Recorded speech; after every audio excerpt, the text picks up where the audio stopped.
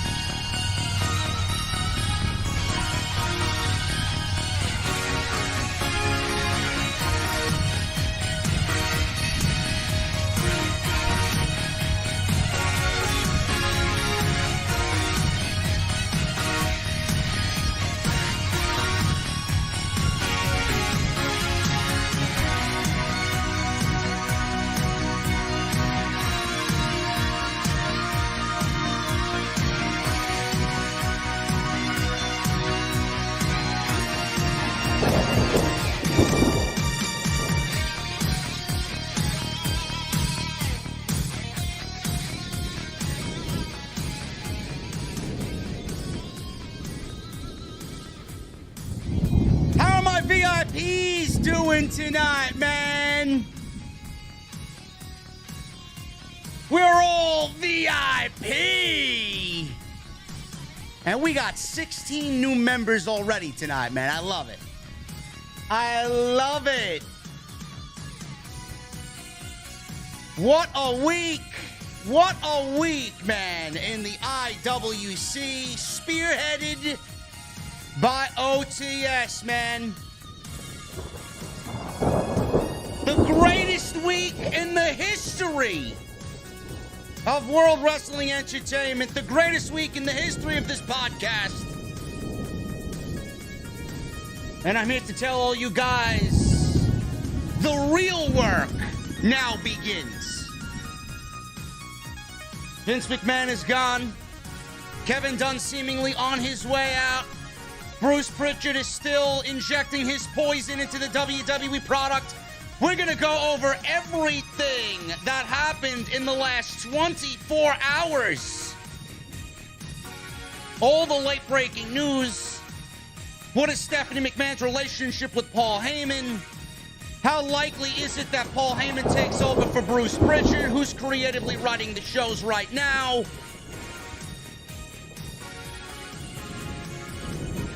When is Kevin Dunn leaving? I got it all, man. Plus, we're going to go over this ridiculous story today of Jonathan Gresham cursing out Tony Khan. I got the latest on Jonathan Gresham asking for his Ring of Honor and AEW release. We got so much show tonight, ladies and gentlemen. We're doing it big. I'm excited. I'm ready to go. I got my cold beverage. And the fire pits, man, you're not going to need them tonight, but they're lit. 97 degrees in New York City today, man. Jesus fucking Christ. But you guys are sitting VIP, and that's all that matters to me. And I'll see you guys over at the beer garden. But before I go, man, I got one very important question for you.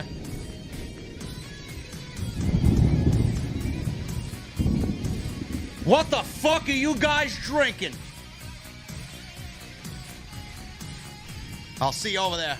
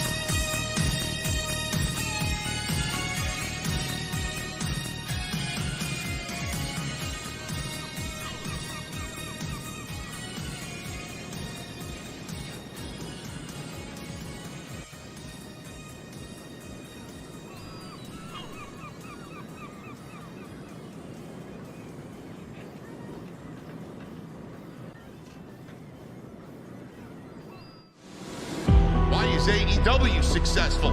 Why is Tony Khan running his promotion better than Vince McMahon and Bruce Prichard are running Monday night and Friday night?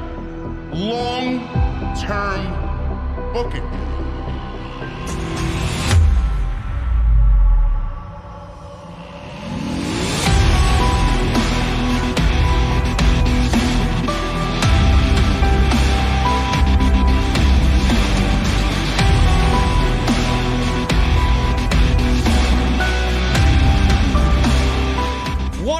Guys, thank you so very much for joining me right here on Off the Script. This is episode 437 for your July 24th, 2022. I am your host, JD, from New York. As always, coming to you live from the OTS Beer Garden. Thank you guys so very much for joining me on your Sunday evenings, wherever you may be, man. What a week. What a week, man. I'm feeling good. We got VIP only tonight. The start of VIP only Sundays, man.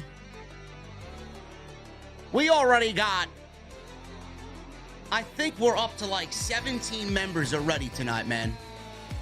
That is crazy. I love you guys so much, man. You guys are fucking awesome. I want to shout out first before I even get into anything. We got Ben's Xbox Fortress. We got Kevin Carter, Ignacio, JC720, Trevor P, Max Chains, Huda Ops, Nobody Greater, Casket Mob, Kyle Owens, RJ Cluting, the one called Sash, AEW Mark, Fred Dude, and Ray Cooper.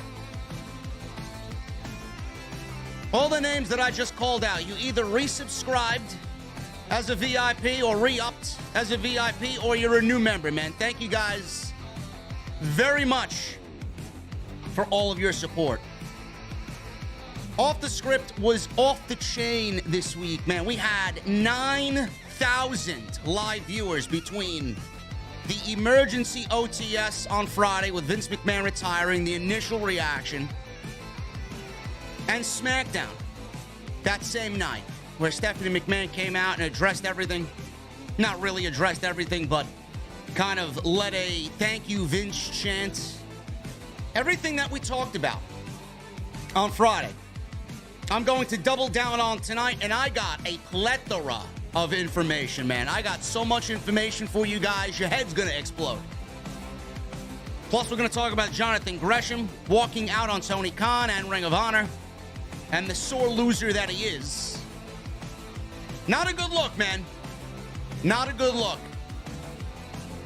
Really takes away from the moment that Claudio had last night at Death before Dishonor. So, we're going to talk about all that, plus your Monday Night Raw, AEW Dynamite, and Friday Night SmackDown news and notes, man. All lumped into this great show tonight. And I thank you for being here on your Sunday night. Follow me on social media at JD from NY206. That's Twitter and Instagram, TikTok, Cameo. Everything you need is linked down in the description below, so make sure you guys follow me all over social media. That is, if you have social media. Hit that subscribe button down below. Turn on the bell for all notifications. Make sure you guys hit that thumbs up. I need 1,000 likes, minimum. There's no ifs, ands, or buts about it. 1,000 likes. And once we hit 1,000, and we will, the goal will be 1,500 likes, minimum. It's the least you guys can do, man. Helps me out, helps the channel out, helps the podcast out, you know it. Tonight's show sponsored by Manscaped. We're going to be doing an unboxing on the show today, man. They sent me a nice, beautiful care package, and I want you guys to understand that Manscaped is the way to go if you guys want to look your best, feel your best, and smell your best this summer. Manscaped.com, you guys are going to use the new code JERRYDE to save 20% off, and we're going to go over my great friends over at Manscaped and the beautiful care package that they sent me right here on OTS, and make sure you guys go check out all the other videos that you might have missed on the channel. Plenty of it, man. Awesome, awesome, awesome stuff. Let's get into the news, man. I am going to start off hot.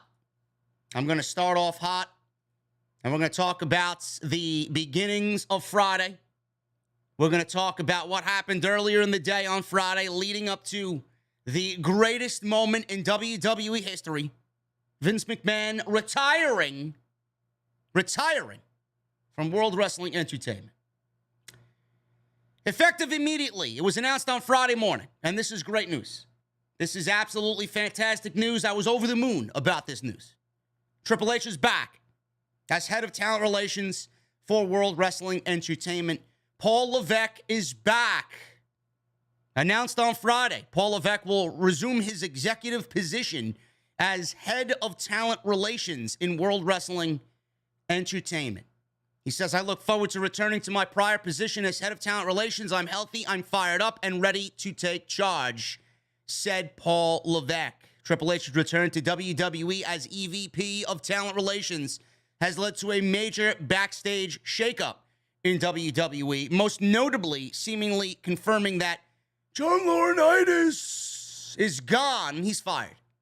You guys know this already. I don't need to repeat myself. John Laurinaitis is fired. Now, Bruce Prichard was named interim EVP of Talent Relations. The roster does not like John Laurinaitis. Some roster reached out to Fightful and claimed that Laurinaitis was a snake. Bruce Prichard, him wearing all these hats, didn't really sit well with the roster and the locker room either. Bruce had the aura about him backstage. From what I have continually read, he is not Triple H. Triple H used to give you his shoulder to lean on. You have a complaint, you go to Triple H. That's why they call him Papa H. You have a complaint about anything, Triple H has an open door policy. You come talk to me, says Triple H. Bruce Prichard never made himself available for the talent because Bruce Prichard doesn't give a fuck about the talent. And Vince McMahon, forget about it. Forget about it, man. It's like finding a needle in a haystack, trying to find Vince McMahon during the day of the show. He doesn't give a shit about anybody but himself. Batman. He's hanging around in the fucking rafters of Gotham City. That's where Vince McMahon is found on a scheduled day of show. He don't want to talk to nobody. He doesn't want to listen to your complaints. You do what he says. It's his way or no way. So this is what Triple H and him getting this position back means to everybody. Now Triple H is going to be readily present backstage during a SmackDown or during a Raw. He is now head of talent relations. They eradicated Triple H and all of what he brought to the table when they wiped NXT clean, and they were erasing his legacy, which they did. Vince and Bruce and Nick Khan and John Laurinaitis, they all did it, and they successfully did it. And now the power is changing. So Triple H has to rebuild that legacy all over again. It's almost as if he's walking into the company on day one as a noob. So this is a great move. Triple H and his return marks the end of Bruce Prichard's interim run as EVP of Talent Relations, but he is not done with WWE. Unfortunately, Bruce Prichard. We'll get into him in just a second. Now, Triple H taking this position back means a whole hell of a lot. But Bruce, now that he is removed from the EVP role of Talent Relations, now he only has one role. He can't suck Vince's dick anymore. He can't be so lodged up Vince's asshole that he doesn't know what fucking day it is. Now he is all by his lonesome, Bruce Prichard. Oh, poor Bruce. Nobody feels bad for Bruce Prichard, man. According to Fightful Select, and this is where it really gets sticky. This is where it really gets sticky. Bruce Prichard will resume his job in the company's creative. Bruce Prichard right now is head of WWE Creative. He is still the executive director of Monday Night and Friday Night. Following WWE's announcement that Triple H will resume his position of EVP of Talent Relations, Fightful Select is reporting that Bruce Prichard right now is back in creative. Now, this is a problem. This is a problem. Vince is already gone, man. The tri-headed snake, right? The three-headed snake in WWE is still slithering about. Now, John Laurinaitis, he was the tail end of the fucking tri-headed snake. We got Vince. We got the major head of the snake cut off. Done. Finished. Goodbye. Good riddance. Bruce Prichard and Kevin Dunn are still there. So this snake is without its main set of eyes. Now, without its main set of eyes, it really doesn't know where it's going. Vince McMahon was the one leading this fucking army of clowns in WWE. Without them, they're no use. Without Vince McMahon, Kevin Dunn can't go out there and claim that Becky Lynch is unattractive. And because he thinks that she's unattractive, she doesn't deserve a Raw Women's Championship. Oh, we'll get into that. We'll get into that tonight. And Bruce Prichard is absolutely a fucking poison to the company. This is why I say when Bruce is gone, then we can celebrate. When Bruce is gone, then we party. And we party till the fucking break of dawn, bro. I'm bringing the beverages. Don't worry.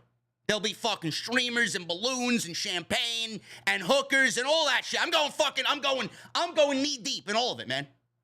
I'll bring it all.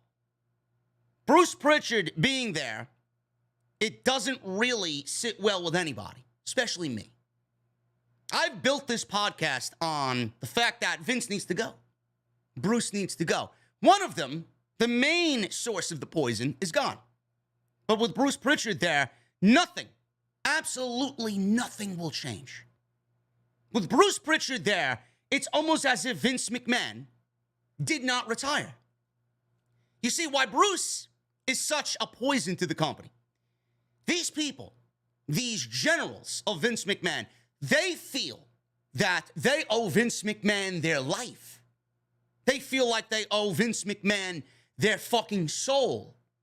And if Vince is not there, what do you think is going to happen? These people are going to look at a WWE without Vince McMahon, and the first thing that they're going to want to do is they're going to want to keep his vision alive. Vince McMahon's vision is going to live on through Kevin Dunn and Bruce Prichard. And until both of them are gone, then we will never have change. As long as Bruce is there, he will continue to write the show, as terrible as it is every week.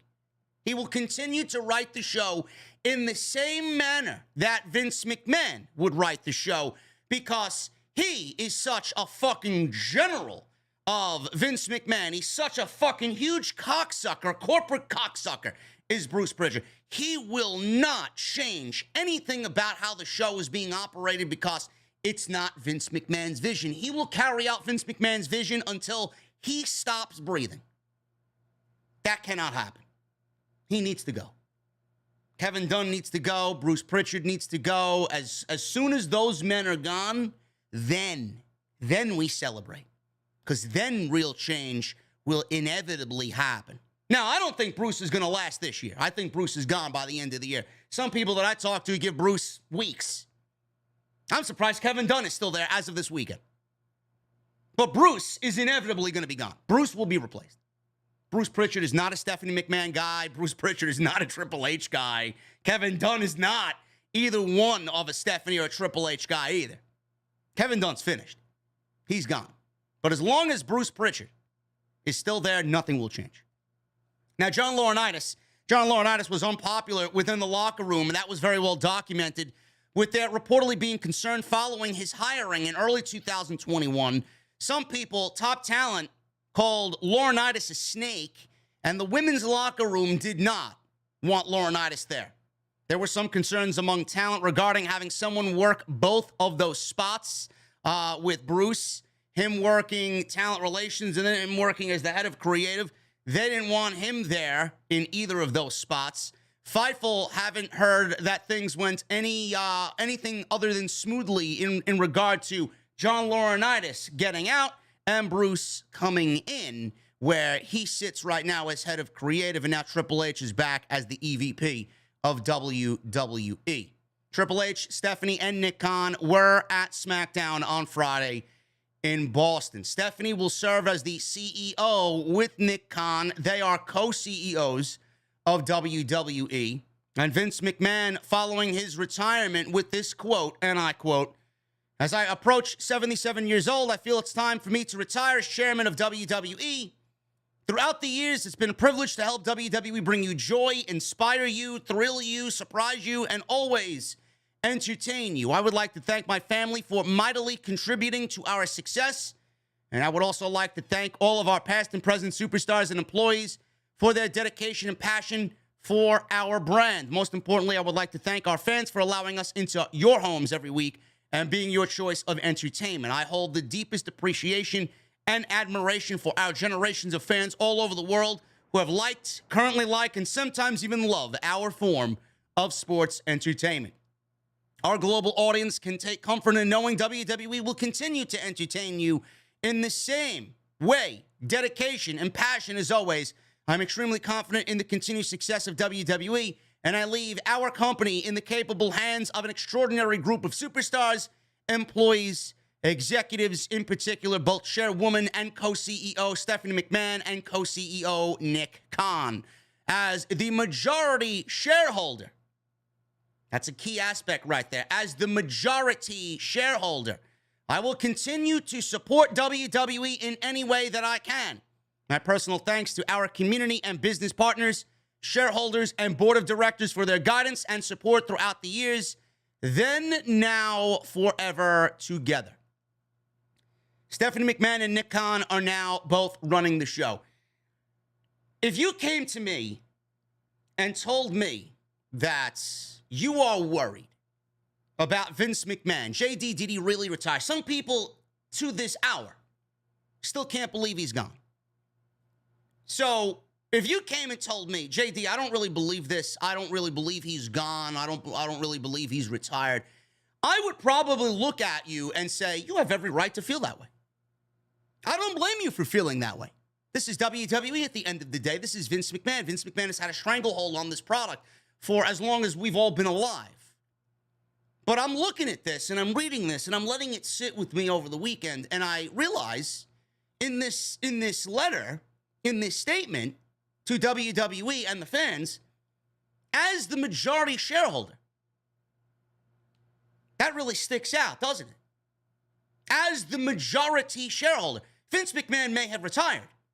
Vince McMahon may disappear. Vince McMahon may not be present backstage anymore, running creative, right? He may not be backstage to unleash his poison upon the roster. But as majority shareholder, that sticks out to me. Vince McMahon still owns 80% of the controlling stock in the company. Vince McMahon can do whatever the fuck he wants. Vince McMahon still owns the company. So Vince McMahon owning the majority of the shares, controlling shares, if you came to me and told me, JD, I don't really believe he's gone, I wouldn't argue with you over that. And even me, it sat with me, and I was in doubt. Is this all a fucking ploy? Is this all an act? Is he stepping away because of the publicity that his investigation is bringing upon the WWE? He's embarrassing the WWE. This was a tactic to get him out of the public spotlight because with him there while the investigation's going on, it's going to be bringing a bad light to the company. It's going to be embarrassing the company. Nobody wants that. So if he goes out there and retires and steps away, great. He's not there. The public doesn't know any better. The casual fan doesn't know any better. But he's owning, right now, he's in charge of 80% plus of the controlling shares in the company. So what does that mean? Is it possible that Vince McMahon stepped away as the way that he did? He retired in the way that he did. He stepped away. But is he still running the show from the shadows? Is he still running everything in WWE without being a public figure anymore?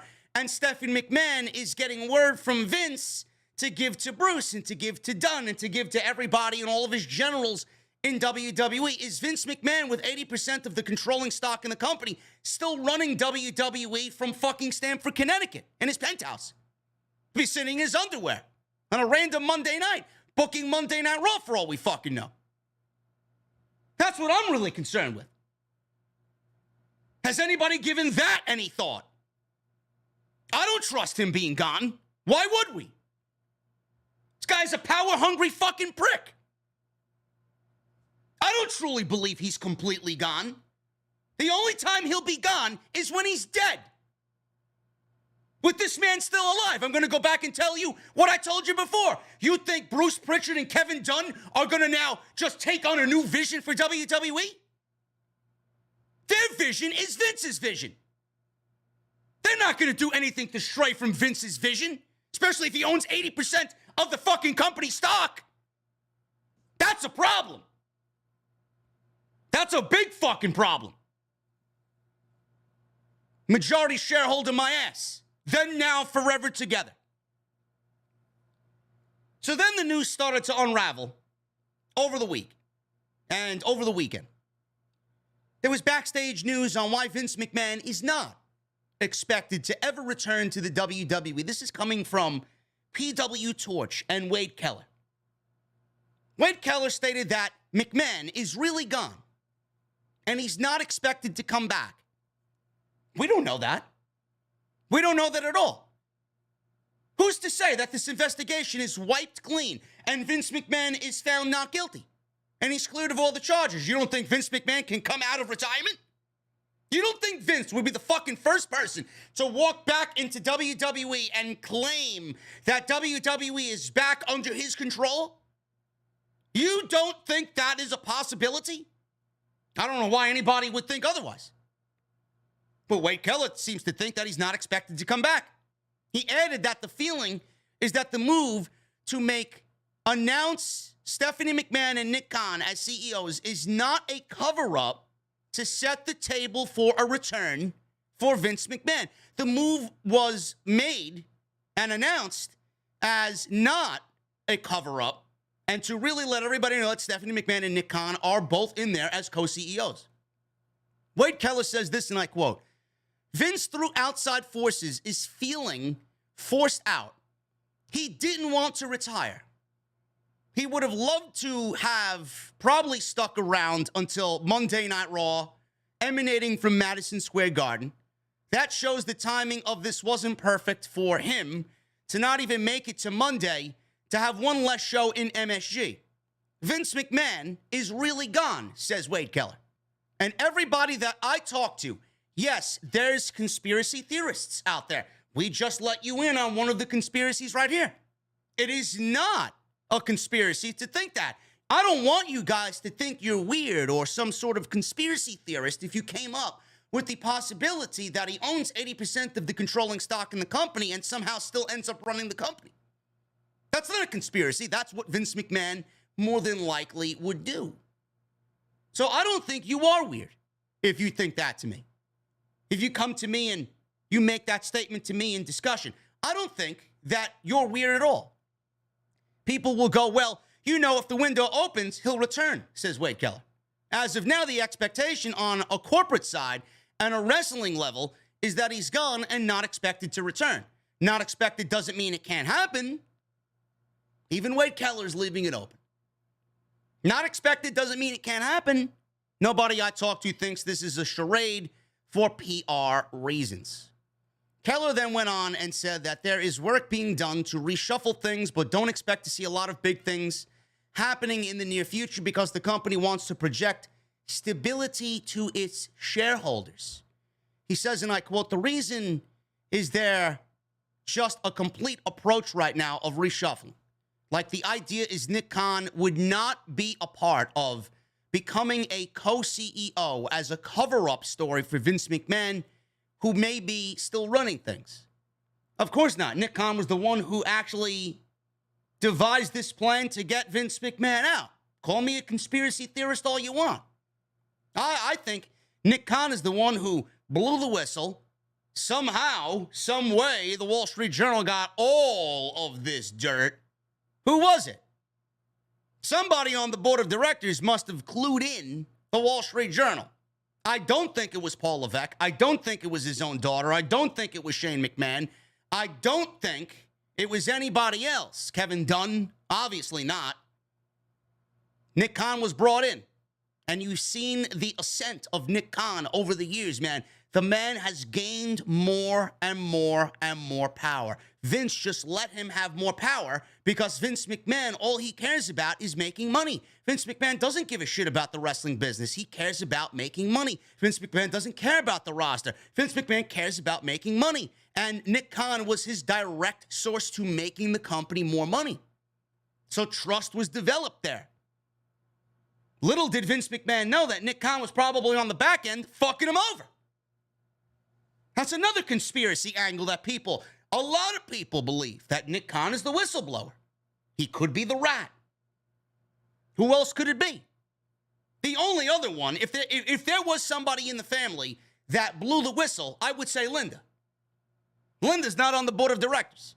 Maybe Linda got so fucking fed up that she went to the Wall Street Journal herself and ousted Vince McMahon. You did what you did to me, I'm going to take everything that you fucking work for, bitch. Maybe Linda. Who the fuck knows?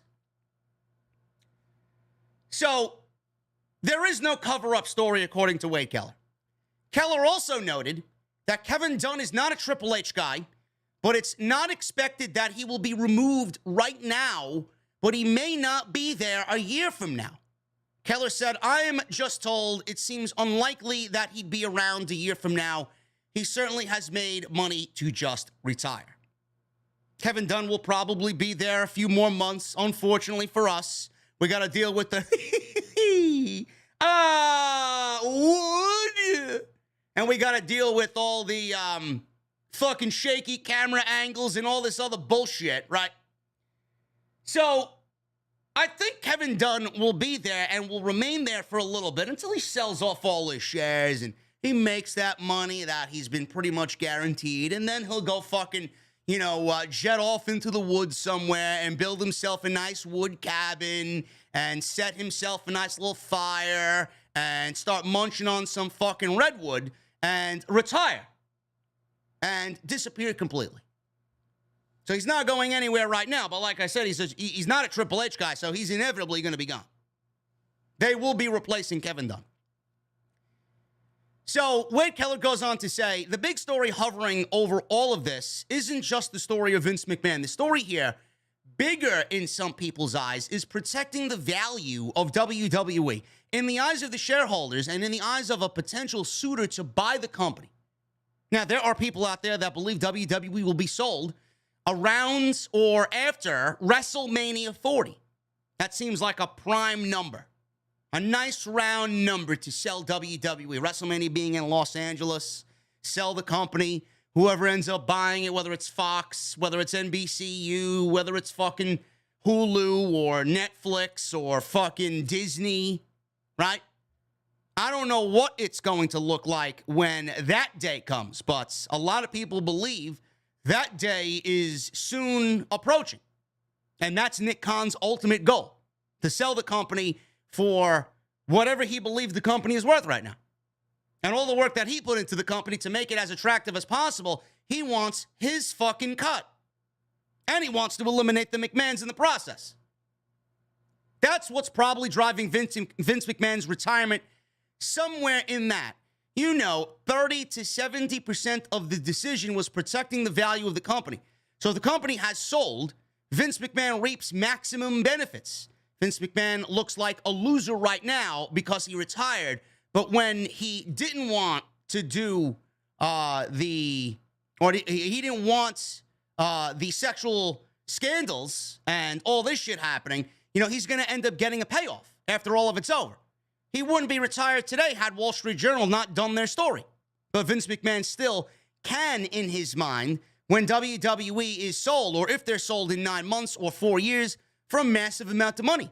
And so Vince McMahon retiring is driven greatly by wanting to protect the value of WWE.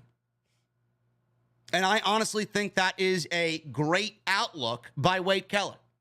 If Vince McMahon stayed on as WWE chairman of the board, and he continued to operate the company, many people may be abandoning ship because the longer he stayed there, the bad name that WWE would develop would get worse and worse and worse and worse because that there's more stories and there are more stories coming about Vince McMahon. So the longer he stayed on, the less valuable WWE is. If WWE is in the hands of Nick Khan and Stephanie McMahon and run by Triple H and everything is just cleaned out backstage and everything is just new, then there's a new lease on life and you got a brand new WWE. And if they can show stability with the stock and continue to run the company the way Vince McMahon ran the company on the back end, on the Wall Street side of things, and then we get what we have longed for all these years, it may actually prove to be more beneficial for WWE. I've always said, if WWE gets the right people in place and the product gets better on television, it's going to be better for everybody, including Wall Street. The ratings will be up. There'll be more interest in the product. It leads to just increases all over the board. Everybody would be a lot better off if the television product was better. That's what I don't get. And not a lot of people really dove into that aspect. I've always been under the impression, and I've always been under the belief that if the product got better on TV, everybody on Wall Street would be better off for it. You're looking good now, but if the product was better on TV, how much better off would you be on Wall Street? More money to be made. I never understood that. Now, with what Wade Keller said, Vince McMahon stepped away. and he wants to reap maximum benefits, right? When that day finally comes and WWE is sold. There was also a report. I don't know how true this is. And Wade Keller talked about this on PW Torch as well. There were some people that were concerned about Vince McMahon's health declining after stepping away from WWE. Now, I read that title, and I automatically thought of my grandfather. When my grandpa was forced to retire, my grandpa did not close. My grandpa owned a roofing company, Jericho Roofing in the Bronx. My grandpa owned the roofing company. It was in his life since a very young age. He had it for years. It was what his legacy was. Everybody knew him. He was forced to close the company down, or he was forced to retire. So my Uncle Jerry bought the company. And my grandpa didn't know what to do with himself.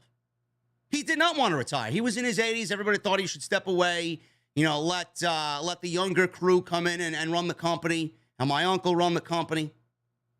My grandpa sat at home in his rocking chair and withered away and died in 6 years. Because that's all he knew. That's all he ever wanted to do.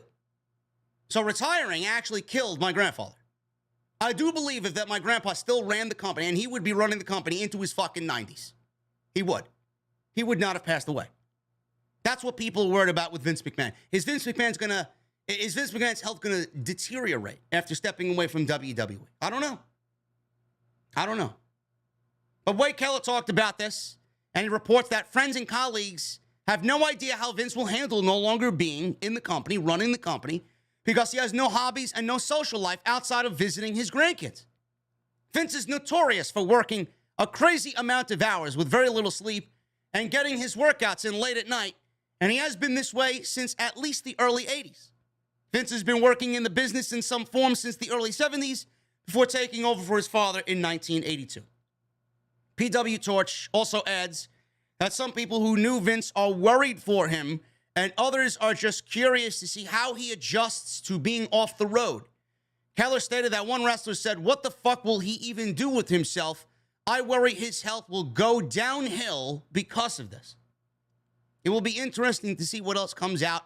More allegations surface because there are more mainstream media outlets working on stories about Vince McMahon that have yet to be revealed. On Friday, there was an allegation made about McMahon allegedly harassing Ashley Massaro, and we went over that on Friday's SmackDown post-show. This was all brought to light by Paul London, who used to date Ashley Massaro, and she died at the age of 40. WWE Raw will be at Madison Square Garden on Monday. That is Vince's favorite building, so it says a lot that he will not be there on Monday to at least announce his own retirement. And you know what that building means for WWE. So with Vince gone, everybody is automatically claiming that there will be change. I've been very vehement about change is not happening right away. Let's not jump the gun and let's not get excited about what's happening right now with WWE. There are still poisonous aspects to the company that we need to remove before we can really get to work. Half of the job is done. Vince McMahon's gone. Now Bruce and Kevin Dunn remain. Ed Koskey still remains. John Laurinaitis is gone. But there is still some poisonous aspects to the company. Don't expect any changes to happen. Not on Monday, not at SummerSlam, not going into Clash at the Castle, not going into Survivor Series. Nowhere this year where anything happens on WWE television, on Raw and SmackDown, you will not see any change whatsoever. It will be predominantly the same fucking show. We'll be here every fucking week complaining about the same fucking shit because Bruce Prichard is writing the show. So don't expect WWE to make any big changes right now following Vince McMahon's retirement. This is coming from Fightful. Fightful is reporting that as of right now, Bruce Prichard is the lead creative writer, with Ed Koskey also being a point of leadership. Triple H helping direct traffic, which was the case at SmackDown on Friday. WWE producers were told that Prichard was taking over many of Vince's television roles for the time being, with nothing being permanent for Bruce. So that is a little caveat there that gives us some glimmer of hope. Nothing is permanent with Bruce Prichard. Talent that Fightful heard from were trying to find out who was going to end up leading creative permanently. with one noting that most of the talent has a good relationship with Triple H, Nick Khan, and Stephanie McMahon, and we're looking at what creative obstacles they need to overcome. So that is another key aspect that gives us a glimmer of hope. And this is something that we knew already, just going back to Triple H's days in NXT Black and Gold. Most of the talent has a very good relationship with Triple H, and Stephanie McMahon is beloved by the locker room. As far as changes and expected changes, nearly every talent that Fightful spoke to said that they will see change when, obviously, certain aspects backstage continue to change. And it will all be determined by who is in control, with numerous pointing out that if Bruce Prichard ends up taking over permanently, it's not like much will change in that regard. But if someone else is put in charge and Bruce is removed, the likelihood of forward progression gets much higher. One source within Creative stated that they'd expect there to be less rematches, as they believe that Vince would like a matchup, think it made sense, and then later forget that they've done it so many times. There were also some within the circle that claimed McMahon had issues remembering talent names, often backstage. There were also plenty of people that believed the impending leadership may not want to deviate, and this is what I talked about. I don't need Fightful for this. I've been saying this has been my fucking MO. This has been the fucking hill that I stamp my fucking flag on. That's the fucking cap that I take off every fucking week, and I plant that shit in the ground, man. That's the fucking shit I die on, the hill I die on. With Bruce there, nothing's going to change. You know this. I know this. Everybody knows this. Fightful said that no matter what, there are plenty of people there that believe the impending leadership may not want to deviate away from Vince's vision out of respect. But they think there are small improvements that could be made that will make a big difference. I don't give a shit about small improvements. Bruce Prichard needs to go. Bruce Prichard needs to be fired. I don't care how we get it done. Bruce Prichard needs to be fired. That is going to be the forward march. That is going to be our movement. You know it, I know it, we all know it. Bruce got to go. Fans and talent are optimistic, though, about the WWE booking now that Vince McMahon has retired from the company. I don't know. I wouldn't be so sure about that. Is Bruce going to write the show with the rest of the creative writers, and is Triple H going to look it over? Because it said Triple H is directing traffic. The fuck does that mean? The one thing, and everybody's like, well, why don't you show respect to Vince McMahon? Without Vince McMahon, none of this would exist. I don't give a fuck. I said this on Friday. I'm not here to talk about what Vince McMahon did and the accolades of Vince McMahon and how influential he is and this and that. Vince McMahon hated professional wrestling. I don't give a fuck about Vince McMahon. This is the greatest day in the history of the company because now we could see potential growth, and the growth that is there, the hopeful growth that is there, is tremendous. Absolutely tremendous. And I said this with multiple different aspects. One of them, how many writers does WWE employ? Got to be about 80 writers, right? How many fucking writers they got? They got enough to fucking claim that they have a small army with how many fucking writers they got backstage. 80 writers, 40 writers. How many fucking writers they got? How many of those writers sit in that fucking boardroom every single week and work on these shows days in advance? Come up with ideas. Nobody knows what the fuck is being written in that room. Come up with ideas. They present it to Vince. They present it to Bruce. And none of those ideas ever make it past Bruce Prichard. None of those ideas ever get to Vince McMahon's eyes and ears. How many times has that happened? One of the things that we could potentially be looking at, Bruce is not going to write this show by himself, right? He's going to need help. Bruce, at the end of the day, man, this is going to crush him. That's the one thing that I'm still hopeful about. With him leading creative, sure, it sucks that he's there, but he is going to get crushed by the workload. He's not writing 5 hours of television by himself. He's going to need to lean on the rest of the writing team, which means those writers may actually have voices at the end of all of this. Every single one of those writers were writing for Vince McMahon. What would Vince McMahon get a kick out of? What would Vince McMahon find funny? What would Vince McMahon get a laugh out of? Huh? How many times was that the case? Oh, would Vince McMahon like this one to be pushed? Oh, Vince doesn't want that one pushed, so we won't do that. Instead of coming up with a fucking idea to get somebody new on television and something really cool. How many of those writers will now have an opportunity to get their voices and their work seen and heard? You're not writing for one man anymore. Not with Stephanie McMahon and Nick Khan in charge. The fuck you paying these people for? Vince was paying them to control them, to brainwash them. These men and women would write the show and then it would end up being ripped up. What the fuck are you going to work for? The fuck are you going to work for? That's as good as Vince McMahon taking a fucking dump right on your dinner plate and saying, bon appetit, motherfucker. It's ridiculous. That's one aspect. That's great. We don't know what the fuck is being born in that boardroom. There could be fucking gold being thrown about in that fucking boardroom. We don't know. We don't know. And like I said, this opens up a new forbidden door for WWE, with Triple H now as head of talent relations again, and the relationship that he has with the current roster and everybody that Vince McMahon fucking fired, right? This opens up the potential for returning superstars to come back. I mentioned Killer Kross as being one of them. He was the prime example that I used on Friday. Imagine WWE calling Killer Kross up, or Triple H calling Killer Kross up. Hey, we want to call you back to Monday Night Raw. We want to bring you in. We want to sign you back. We'll make you the biggest heel on the roster. We'll make you the number one heel on Monday Night Raw. I'm in charge now.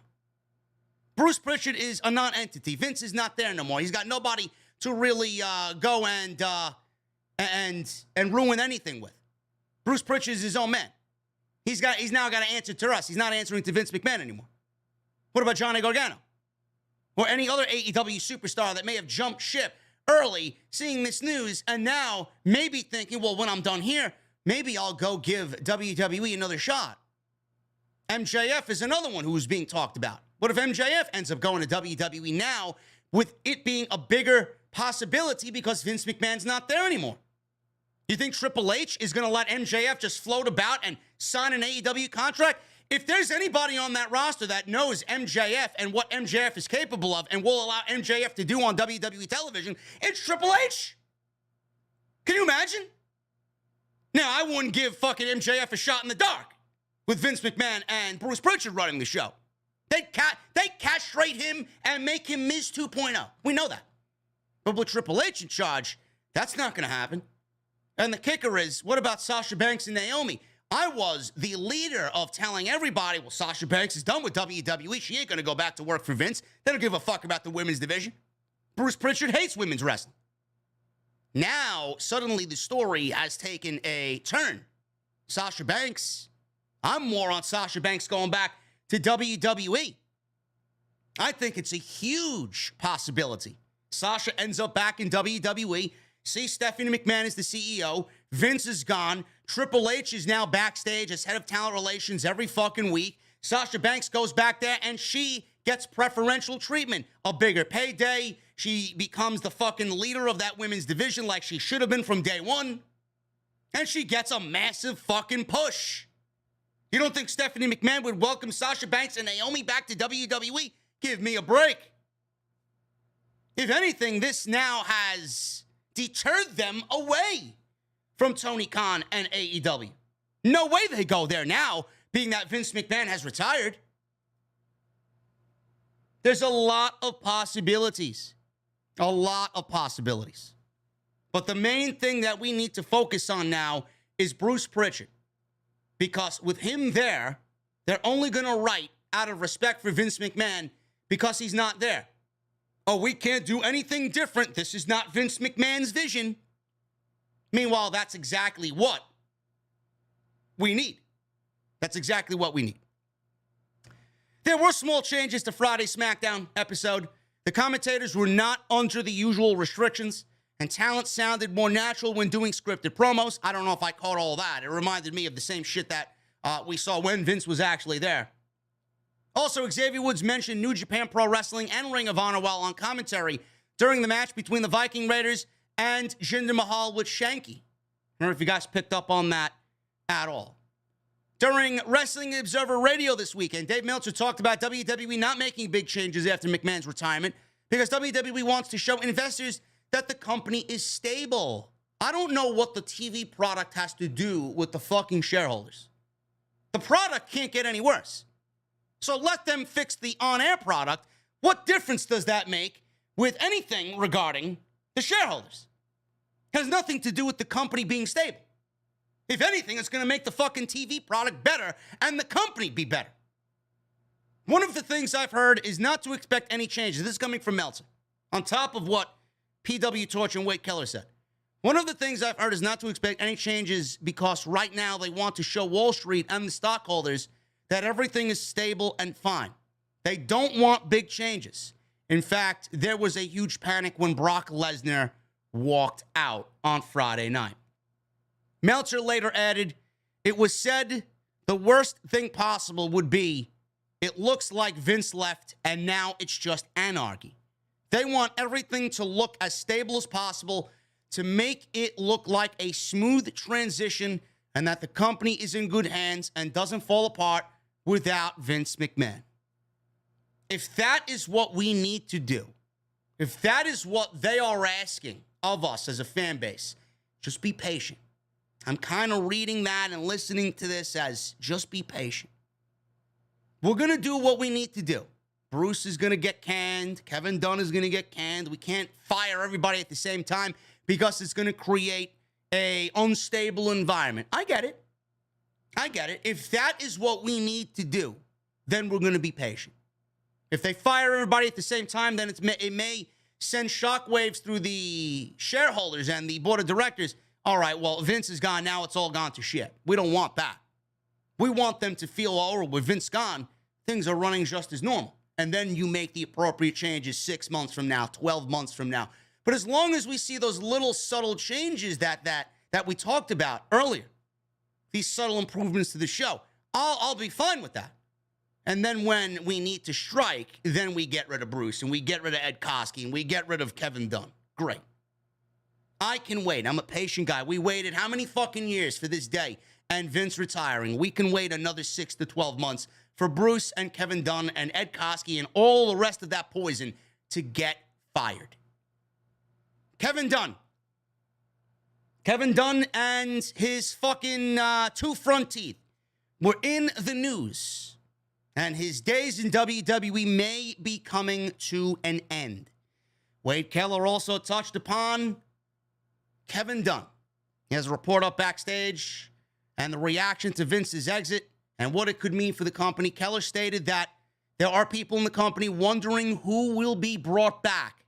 Triple H has been seen as more of a forgiving person than Vince over the years. In fact, he was the driving force to bring names like Bruno Sammartino and the Ultimate Warrior back to the WWE to induct them in the Hall of Fame. Triple H sat down with them. All the nasty things that Scott Steiner said about Stephanie and Triple H, Scott Steiner was present at the Hall of Fame with the Steiner brothers going in. This is the power of Triple H. Also, a lot of the wrestlers that were let go over the last few years were people that Triple H hired, so you would think that he would want some of those names back if they were to become available. Keller also said that people in the company are wondering if some released writers will return. Bruce Prichard, as you guys know, and as we talked about, is head of creative and lead director of Raw and SmackDown for the foreseeable future, and he was in Gorilla on SmackDown with Stephanie overseeing him. Prichard is overseeing the top writers for TV. Ed Koskey, Ryan Callahan. Ed Koskey works for Raw. Ryan Callahan on SmackDown. Koskey and Callahan are likely to be secure under Stephanie. That is not good. I think whoever is there right now, they need to get the fuck out. Because they have Vince McMahon's best interest in heart, and it will be the same thing even after he has retired. Ed Koskey and Ryan Callahan, they are some of the poison that's still floating around backstage.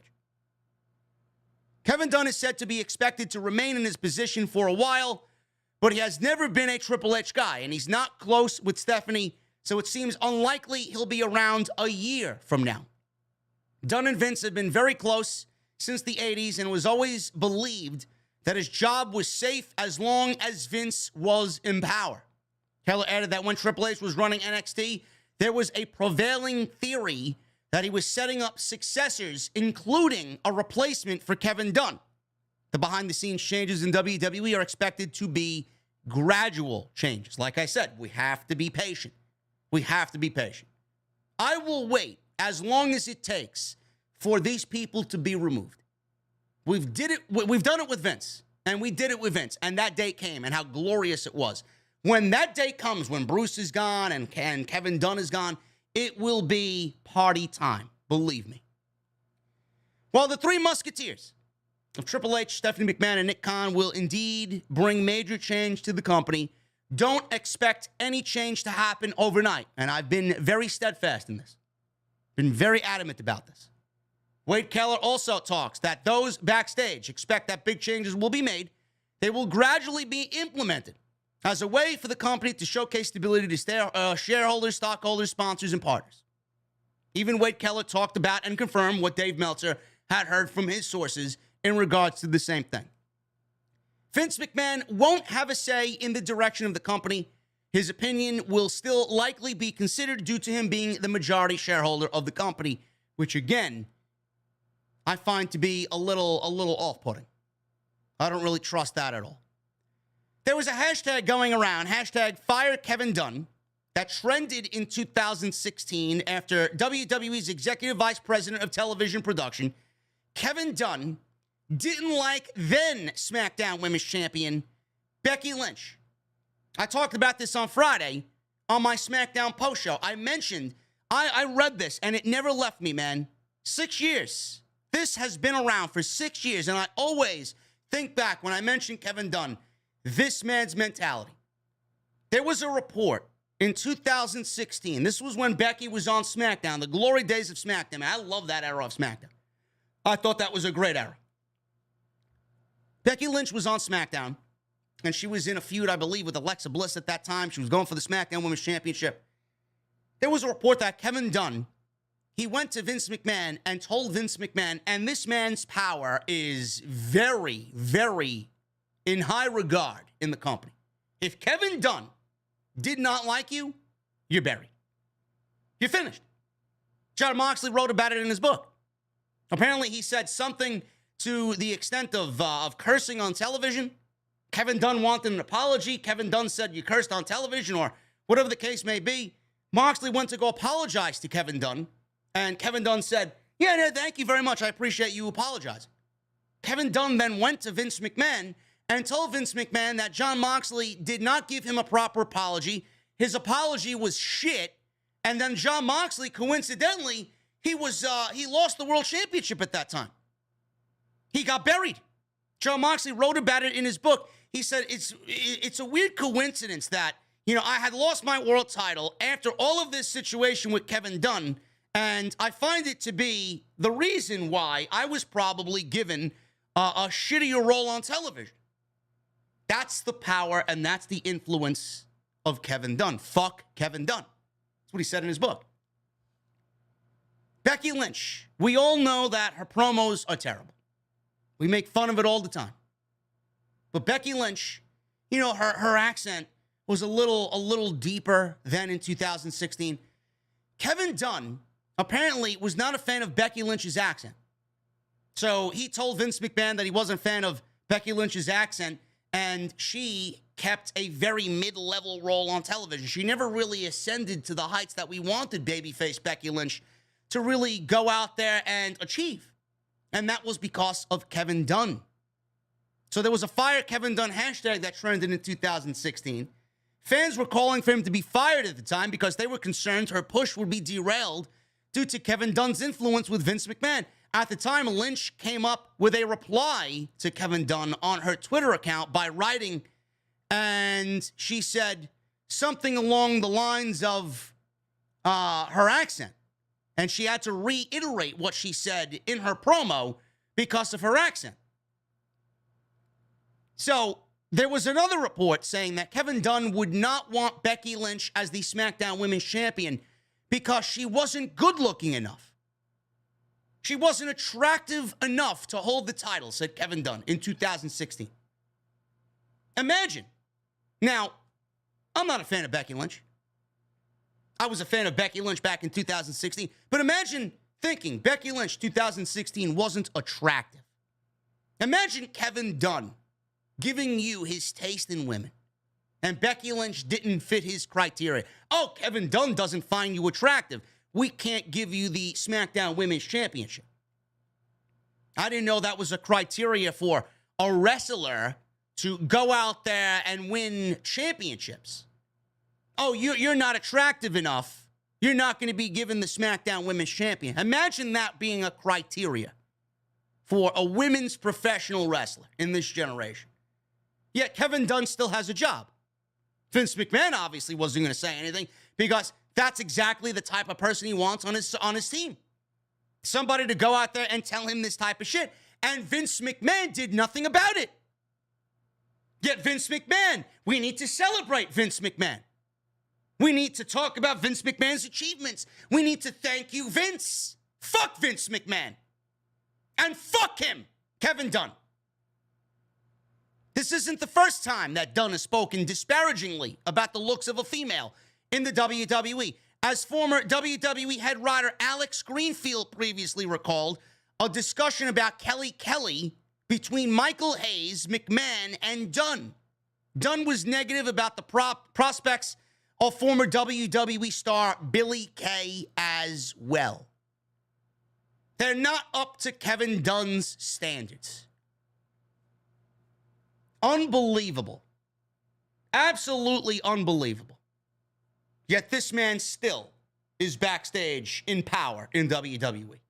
Get him out. Drain the swamp. I will not be satisfied until that man and Bruce Prichard are gone. Paul Heyman.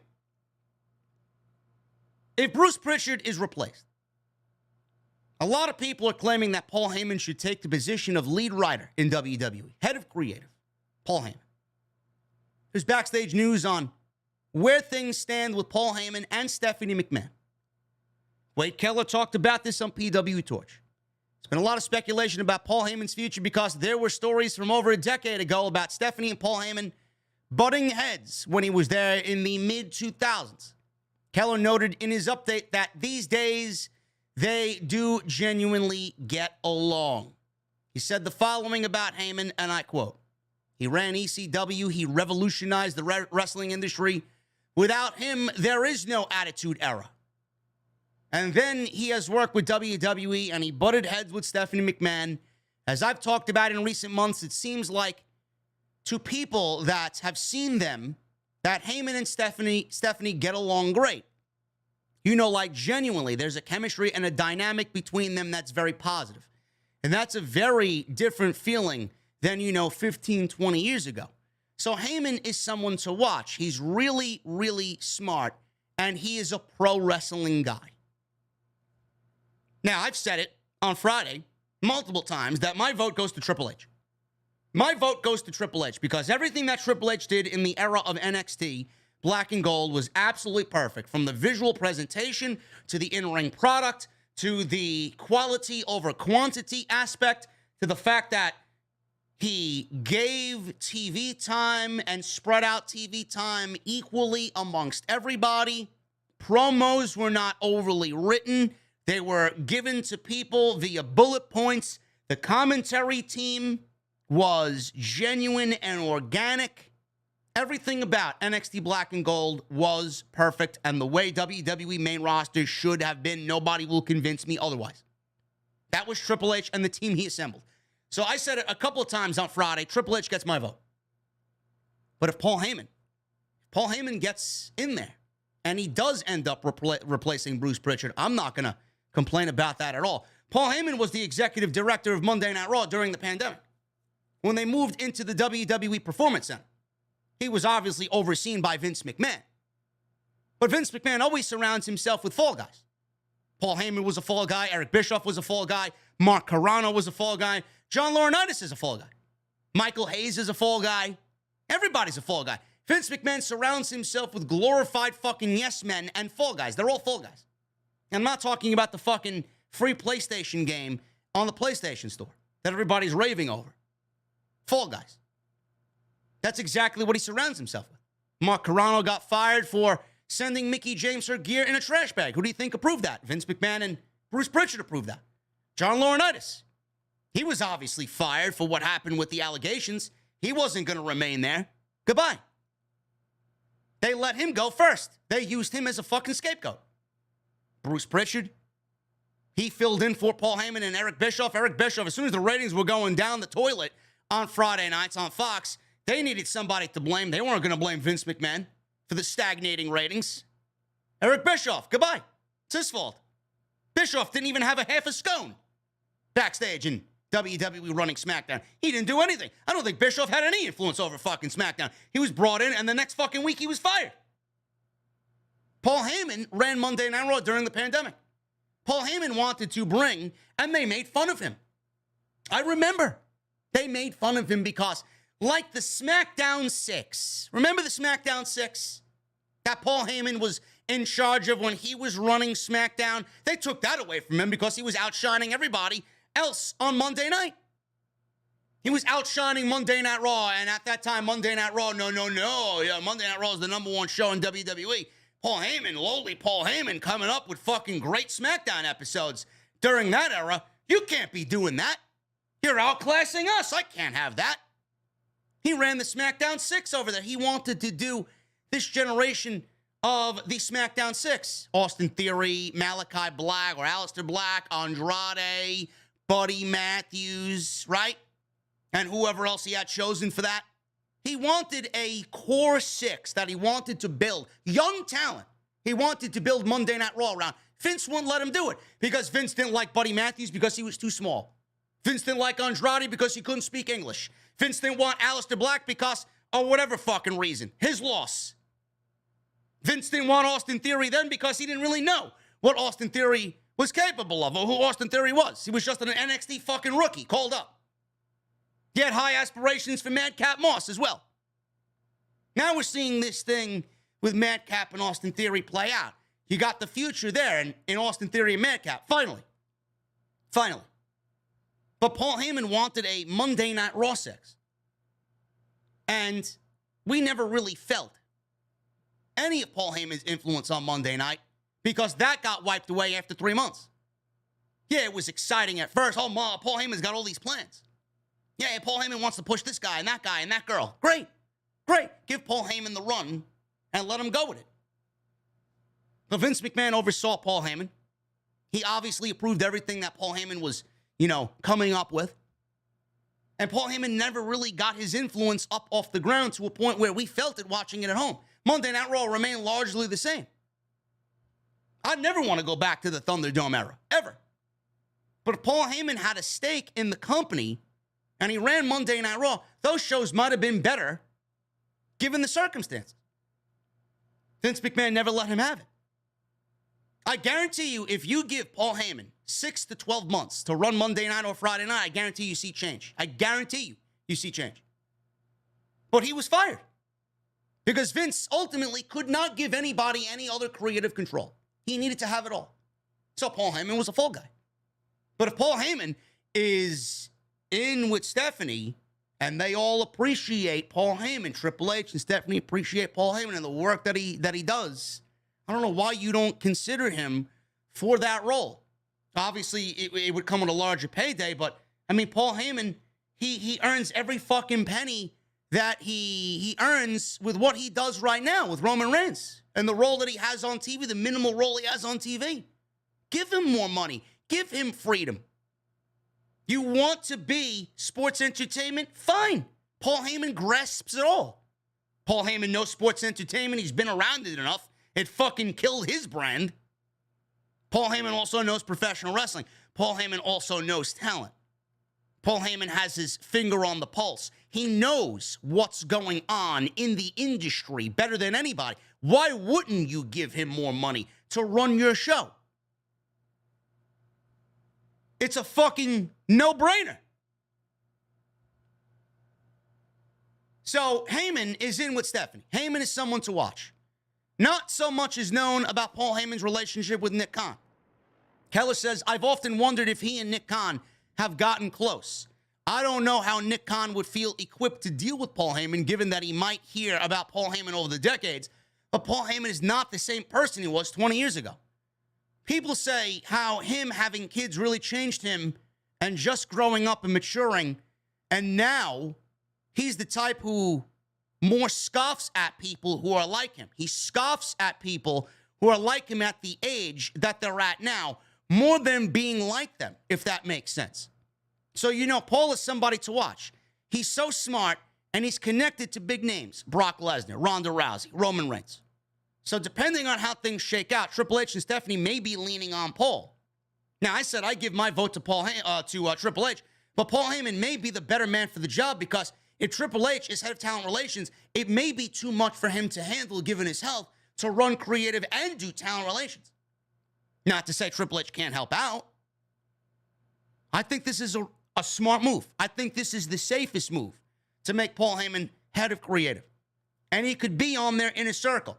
And that would be quite powerful, a quite powerful trio of people who could take WWE to the levels that we have desired. Paul Heyman, Triple H, and Stephanie McMahon running the show.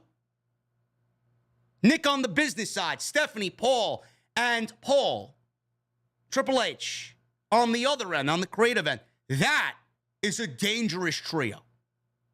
If that is where we are leading, I'm saying this to you right now. Tony Khan is in trouble. This is all that we want. We want competition. Tony Khan will step up in the heat of competition. WWE right now, it's not competition to AEW because they're two different things. They're two different brands. One is pro wrestling and one is just fucking shit. But if Paul Heyman, Triple H, and Stephanie McMahon do take control and the pieces do fall into the places that we need them, that sports entertainment is going to lessen. It's not going to go away. That's WWE's MO. They're not going to get rid of sports entertainment. But with Tony Khan's pro wrestling aspect, that is going to balance itself out a little bit. And who's to say? Who's to say what Paul Heyman, Triple H, and Stephanie McMahon are capable of? That's going to really push Tony Khan's buttons in. I'm telling you right now, that is a dangerous fucking team to really get involved with. And I trust them to do what is right, and I'm very much looking forward to that hopefully happening. Shane McMahon. A lot has been mentioned about Shane McMahon as well. He's not expected back in the WWE. Shane is not on good terms with Stephanie McMahon right now. This is also coming from Wade Keller. Keller said that while changes are expected, fans will notice that Stephanie and Nick Khan's fingerprints will be all over these shows. Don't expect to see how the show is right now to largely change. Vince is still the majority shareholder, and he's not someone you want to upset because he still owns some of the power. Keller reiterated that Stephanie does have her own ideas for the product, and fans will not see them right now, and they will not see Shane McMahon back in the company because he and Stephanie are not on the best of terms. Keller said, and I quote, I'm told Stephanie definitely has ideas. There is a job she has coveted since, or this is a job she has coveted since she was barely a teenager, maybe a preteen. I've told the story quite a bit over the years about Stephanie. And Jerry Jarrett told me the story on record that he was having dinner with the McMahons, and either he or someone at the table said, Shane, someday you're going to be running the company like your dad. And Stephanie was years younger than Shane, established her alpha attitude. She jumped in and said, uh-oh, daddy's little girl is going to be the one running the show someday, not Shane. So the rivalry between Shane and Stephanie has been there since youth. The divide between these two, I'm told, says Keller, is still there. And there is no reconciliation or power sibling team expected. So, Jesse says, my partner on Wednesday, Jesse always says, man, Thanksgiving at that fucking house, man, Thanksgiving in the McMahon family this year over any other year previously is going to be one interesting fucking Thanksgiving dinner. I would pay to be a fucking fly on that wall. Keller compared Shane and Stephanie to Succession. He said, it's like, the siblings hang out, They yell, they battle, and they double-cross each other, but they hang out and they talk. And the impression I'm getting is that that's not happening with Shane and Stephanie. So, by the way, don't expect Shane to enter the picture here unless he just, goes rogue and just shows up at a show. Shane has not been seen in WWE since he was sent home by Vince after the whole Royal Rumble debacle. That was back in January. I don't really think we need Shane. I don't think we need Shane McMahon at all, but stranger things have happened. If there's a role for him, I'm sure there will be a role for Shane McMahon, and he will be under a watchful eye if he does indeed, at any point, come back. Some AEW wrestlers are potentially looking at WWE as an option now when their contracts expire. Also, Sasha Banks and Naomi potentially are returning to the WWE. These are two stories that I made very well apparent on my show on Friday. Wade Keller talked about a lot, man. So shout out to Wade Keller. He states that he communicated with some AEW wrestlers after the news broke about Vince retiring.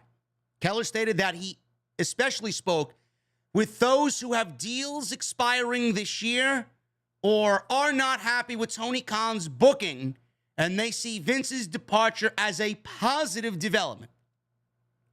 Keller added that wrestlers who didn't see WWE as an option because of Vince McMahon are now seeing things a lot differently. There are several people in AEW who were not seen as people that Vince would have hired, but that changes now with Stephanie and Triple H in power. Especially Triple H as head of talent relations. You know the type of guy he wants, and you know how ruthless Triple H is, man. Triple H absolutely gutted Ring of Honor. He gutted Ring of Honor. He went out and scoured the globe with a takeover, quote unquote. No pun there. There's a reason why he named everything Takeover. Triple H had a global takeover with WWE in mind. Performance centers all over the world, in China, in India, in the UK, in Mexico.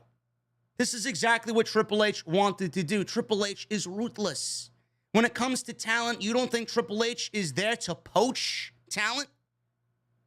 I don't know who's free in AEW coming up. But I guarantee you, when the time comes and you see a Swerve and a Moxley and a Jericho and a Darby and a Jungle Boy and a Wardlow and a Jade Cargill and anybody, Adam Cole, the Undisputed Era all over again. When these contracts are up, Killer Cross is another one. He's not even signed to a major promotion. Now he's been working MLW. He's got the indies going on. You don't think Keith Lee, you don't think Triple H is going to reach out to these people that were fired by WWE because of Vince McMahon and Bruce Prichard, Andrade and Malachi, Buddy Matthews, and anybody else that was not with WWE, but now have developed a name for themselves on AEW television? You don't think Triple H wants somebody like a Brody King or can't use a Brody King on his television show? Or anybody else that you may deem, oh my God, I think they'd be well in WWE. MJF. Talent is going to move around. And Triple H will poach AEW. Tony Khan is going to have a very difficult time keeping people around, especially with the feeling now that he's got too much on his plate. And that's what it seems like with this whole Jonathan Gresham story coming out, which we'll talk about in a little bit. Tony Khan may be spreading himself thin. And for anybody that listened to my show, only a couple of months ago, this was well before Supercard of Honor, I made this very well known to everybody. Tony Khan may be spreading himself thin. If there is a TV show on the horizon for Ring of Honor, how different is it going to be between Ring of Honor and AEW? There needs to be a dedicated roster. There needs to be a dedicated staff. There needs to be a dedicated roster and a dedicated staff for AEW and Ring of Honor. But is Tony Khan spreading himself too thin? He's only got 3 hours of television.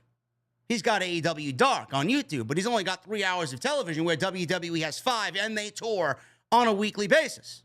150 to 200 dates a year. Nobody wants to be sitting around. They want to go and wrestle. They want to go and make money. How much money can you make sitting on your ass? They want to go and make money. If WWE is going to offer them 10 times the amount that AEW is offering them, why wouldn't they entertain the offer? Especially now that Vince is gone. And Bruce may be out the door, and Kevin Dunn may be out the door, and Triple H is head of talent relations, and Stephanie McMahon is beloved by everybody. This is a serious fucking thing. Keller added that there are wrestlers who see WWE as an option and see things differently, and that Vince is gone. Now, there are a lot of names available on the free agent market that were let go by WWE that Triple H was very high on. So don't be surprised to see some of these people return when the time comes. And don't be surprised to see some AEW wrestlers jumping ship to WWE, especially those who want to wrestle more frequently. There you go. There you go. AEW's massive roster doesn't allow for most wrestlers to be featured every week on Dynamite. One person to keep an eye on will be Jon Moxley whenever his deal expires, which I believe he just re-upped. I think he'll be there for another 3 years, Jon Moxley. Whenever his deal expires, it will be interesting to see if he returns to WWE and sees WWE as an option.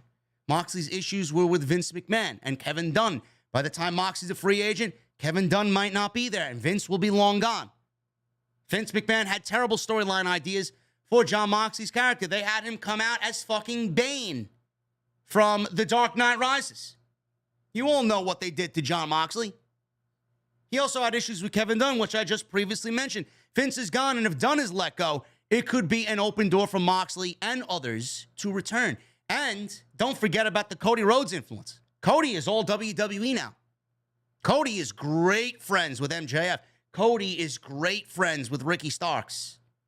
That's going to be an influential thing to look out for as well. How much of that is Cody Rhodes getting in the ear of that talent to come on over? Hey, it's good over here now. I made sure of it. Come on over. More opportunity for you awaits over here. Keller also added that there is some curiosity about how Shane McMahon fits into everything. He did talk about this.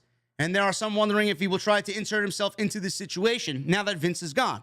Stephanie and Shane are said to have a firm divide, and he reiterated that. And apparently, right now, there may be attempts to interrupt the transfer of power.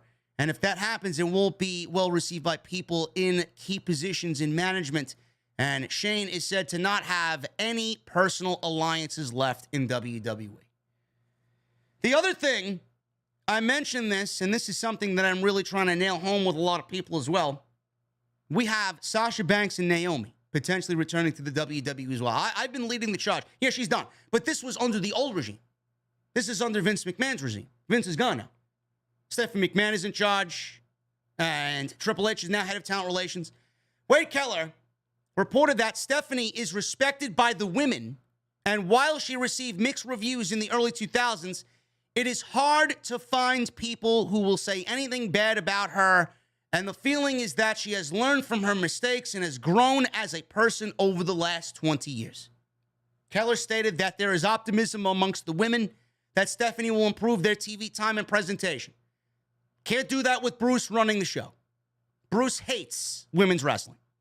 There is also a belief amongst some that Sasha Banks and Naomi returning to the company is on the table.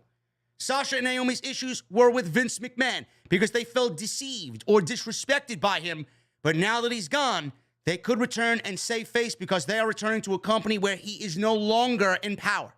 It's not 100% clear if people who are now in power will hold a grudge against Sasha and Naomi, but history shows that Triple H has been a very forgiving man. They don't want them to go to the enemy team, and he's been getting names like Bruno when Bruno was inducted into the Hall of Fame, Bruno Sammartino, and I mentioned the Ultimate Warrior. I believe he had something to do with Sting as well, coming into the WWE. So he welcomed everybody into the WWE, and he facilitated those relationships. At the WWE Hall of Fame ceremony, and I mentioned this before too, Triple H posed for a photo with Scott Steiner after all of the years of Scott Steiner bashing Triple H and Stephanie in shoot interviews, claiming that the Hall of Fame was a joke, that Triple H was a fucking piece of shit, and Stephanie McMahon was a piece of shit, standing next to them, being inducted into the Hall of Fame, a Hall of Fame that he called fake. So if someone like Scott Steiner could be welcomed back by Triple H, you think Sasha Banks and Naomi will not be accepted back into the WWE? Come on now, man.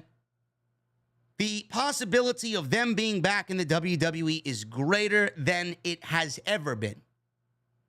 So Sasha may be sitting out, but when the time comes, you're going to hear that fucking music hit, and you're going to hear Snoop Dogg, and you're going to think back to what I just said here, and that Vince is gone. Well, JD was right. Sasha Banks and Naomi are both back in the WWE. Hopefully WWE gets rid of the tag team titles because they are not needed. But there's a possibility that they will be back.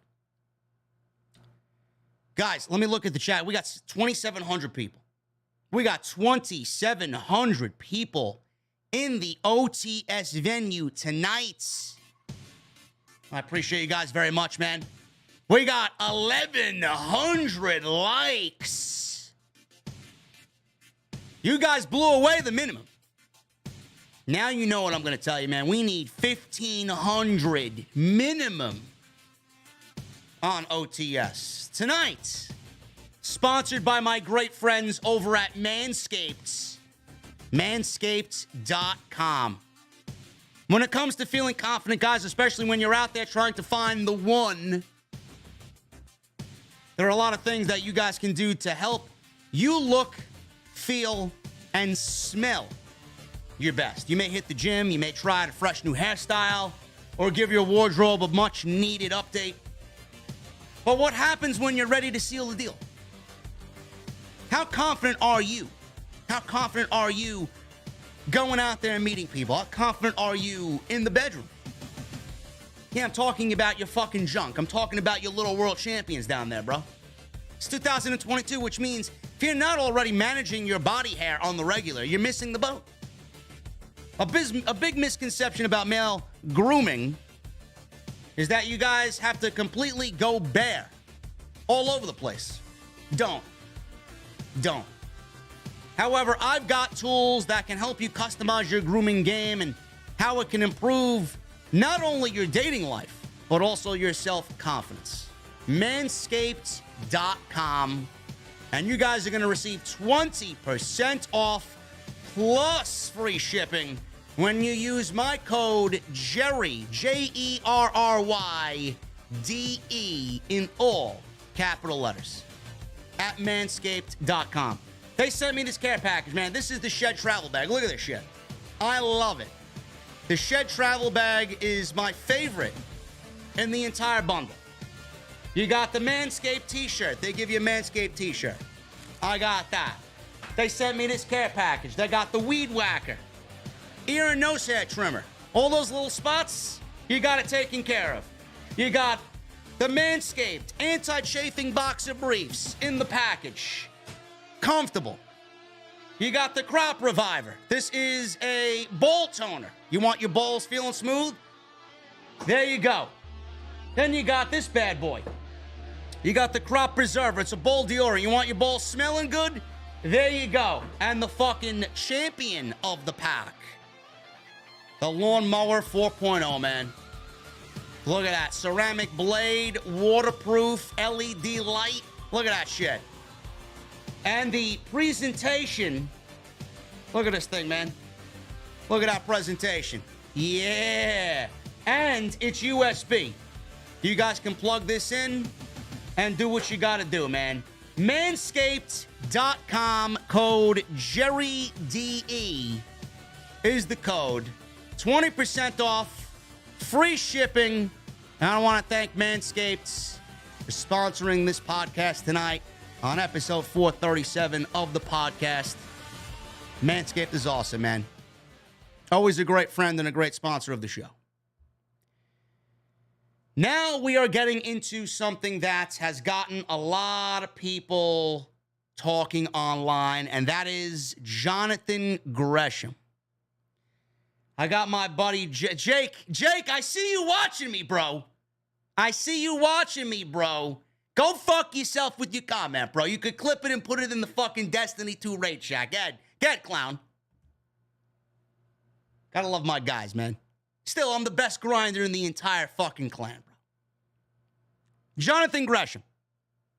Jonathan Gresham has asked for his release from Ring of Honor and from AEW. A lot of people are talking about this. A lot of people are wondering what happened here. And I got the absolute latest on Jonathan Gresham and his release from AEW Ring of Honor. Last night on Ring of Honor, Death Before Dishonor, great show, one of the best wrestling shows of the entire year.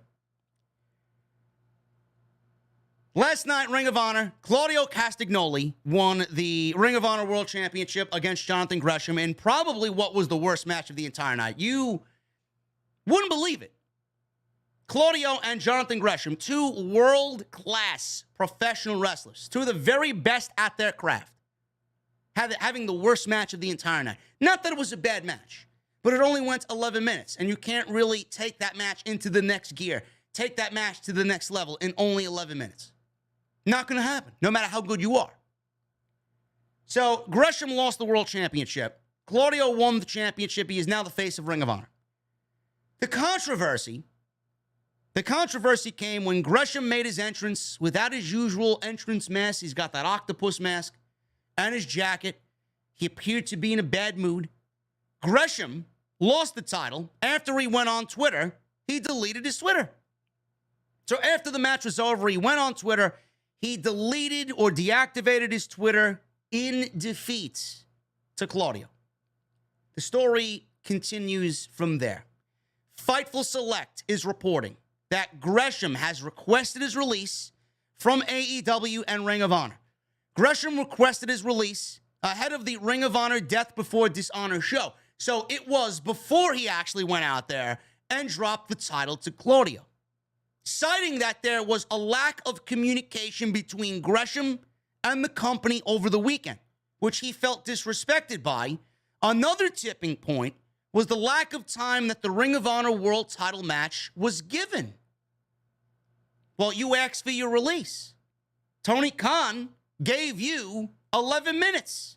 You're lucky you even got 11 minutes. Tony Khan could have had you go out there, eat a fucking uppercut, eat a Cesaro swing, and eat a neutralizer or a Ricola bomb. 1, 2, 3, and that's it.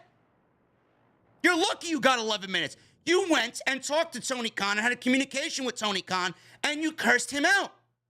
Tony Khan could have easily buried you on Saturday night. He didn't. So he felt disrespected and felt the Ring of Honor World title match was not given ample amount of time. I'm sorry. What was your problem in the first place? He felt disrespected by Tony Khan. Why do you feel disrespected? We'll get into that in a second. Fightful also notes that Gresham finally procured a meeting with Tony Khan before the show after a couple of tries, where he communicated his frustration that led to him cursing Tony Khan out. Those close to Gresham claim, as of this moment, he is done with wrestling for the foreseeable future after this month, and that he came out without his regular entrance gear for the show because he wanted to be himself and see everything clearly for what could possibly be his last match. It's not been confirmed if Gresham's release has been granted, but Fightful was told that he left the arena right after his match with Claudio. This is a very sensitive topic, and I don't know who watches me. I don't know who clips my show and whatnot. Listen, man, I've built this show on honesty. I built this show on being myself. I built this show on hot takes, and if you don't like it, go watch somebody else, man. Never in my life did I mention Jonathan Gresham can't wrestle. I know Jonathan Gresham enough, and I've seen enough Jonathan Gresham matches to know that he is one of the very best on the planet at what he does. Jonathan Gresham is an acquired taste. Jonathan Gresham is not Claudio. I said this on Saturday night, right at the top of my Ring of Honor post show. This was the right decision. Claudio winning the championship was the right decision. Why was it the right decision? Because Tony Khan is trying to procure a Ring of Honor TV deal. That would not happen. That would not be as attractive to advertisers. That would not be as attractive to Warner Media Discovery with Jonathan Gresham as its world champion. This is why he gave the title to Claudio. He felt disrespected that the Ring of Honor World Championship match was given 11 minutes. But then I read that you cursed him out in frustration. You're lucky that Tony Khan gave you 11 fucking minutes. He could have given you 1 minute. So pardon my fucking language, but you, from what I read here, you sound like a fucking sore loser.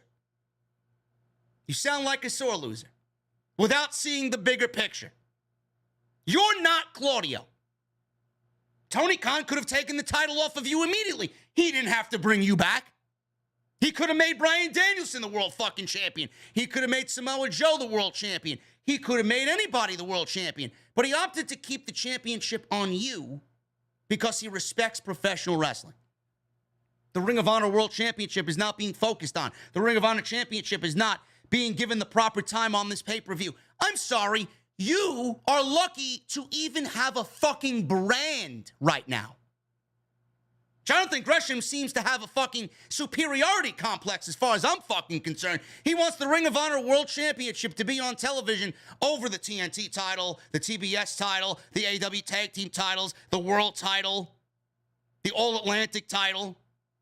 It is the Ring of Honor World Championship. It's not the AEW World Championship or an AEW Championship. You're asking for television time and more of a priority on a brand that you're not affiliated with.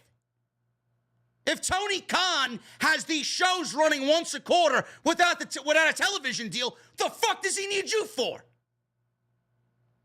You're its world champion, so act like one. Clearly you didn't. Clearly you didn't. You wanted more, and there isn't more to give you.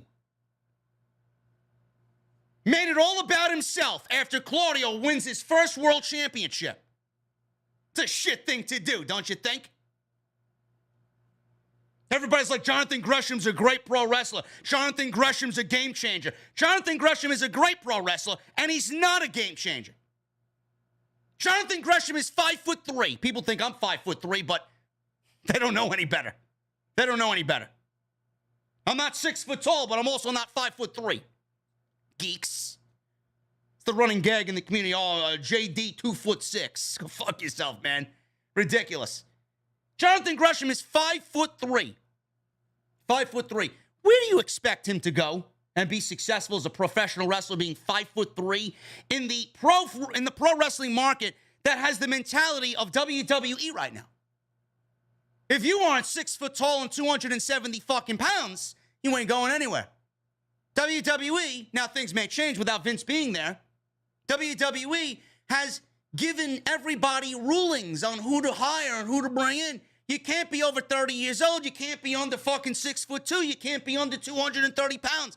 You think Jonathan Gresham, if he leaves AEW and requests his AEW release to go to WWE, you think that he's going to be successful in WWE?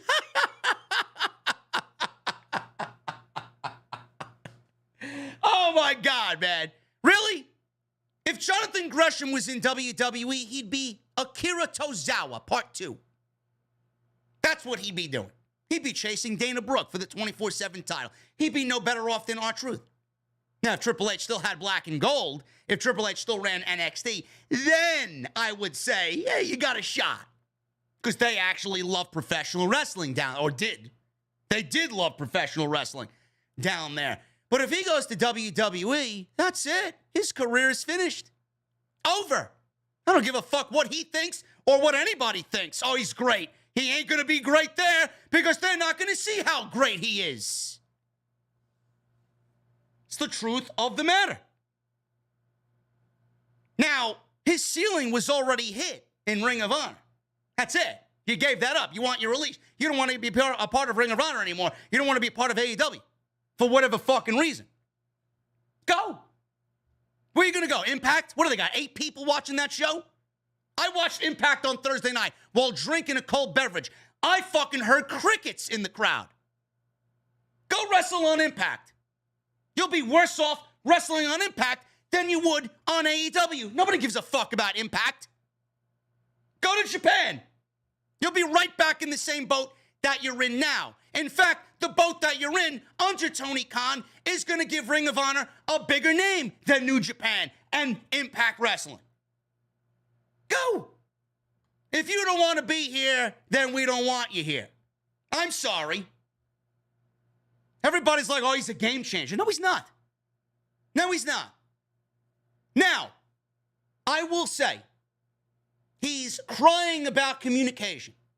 He's crying that Ring of Honor and the world title match was only given 11 minutes, or the Ring of Honor title hasn't been on TV. The build for the match hasn't been given top priority. There was nothing about the match. The match was made in 1 week. The show was built in 3 weeks. You're lucky you got any fucking build for your match. He could have given you fucking Lee Moriarty at the goddamn show. He gave you Claudio. The fuck are you crying about? He could have saved that match on Rampage for this show. The show was built in 3 fucking weeks. Tickets went on sale 3 weeks ago. And he's complaining about, oh, I'm not getting top billing. Oh, I'm not getting priority. I'm sorry.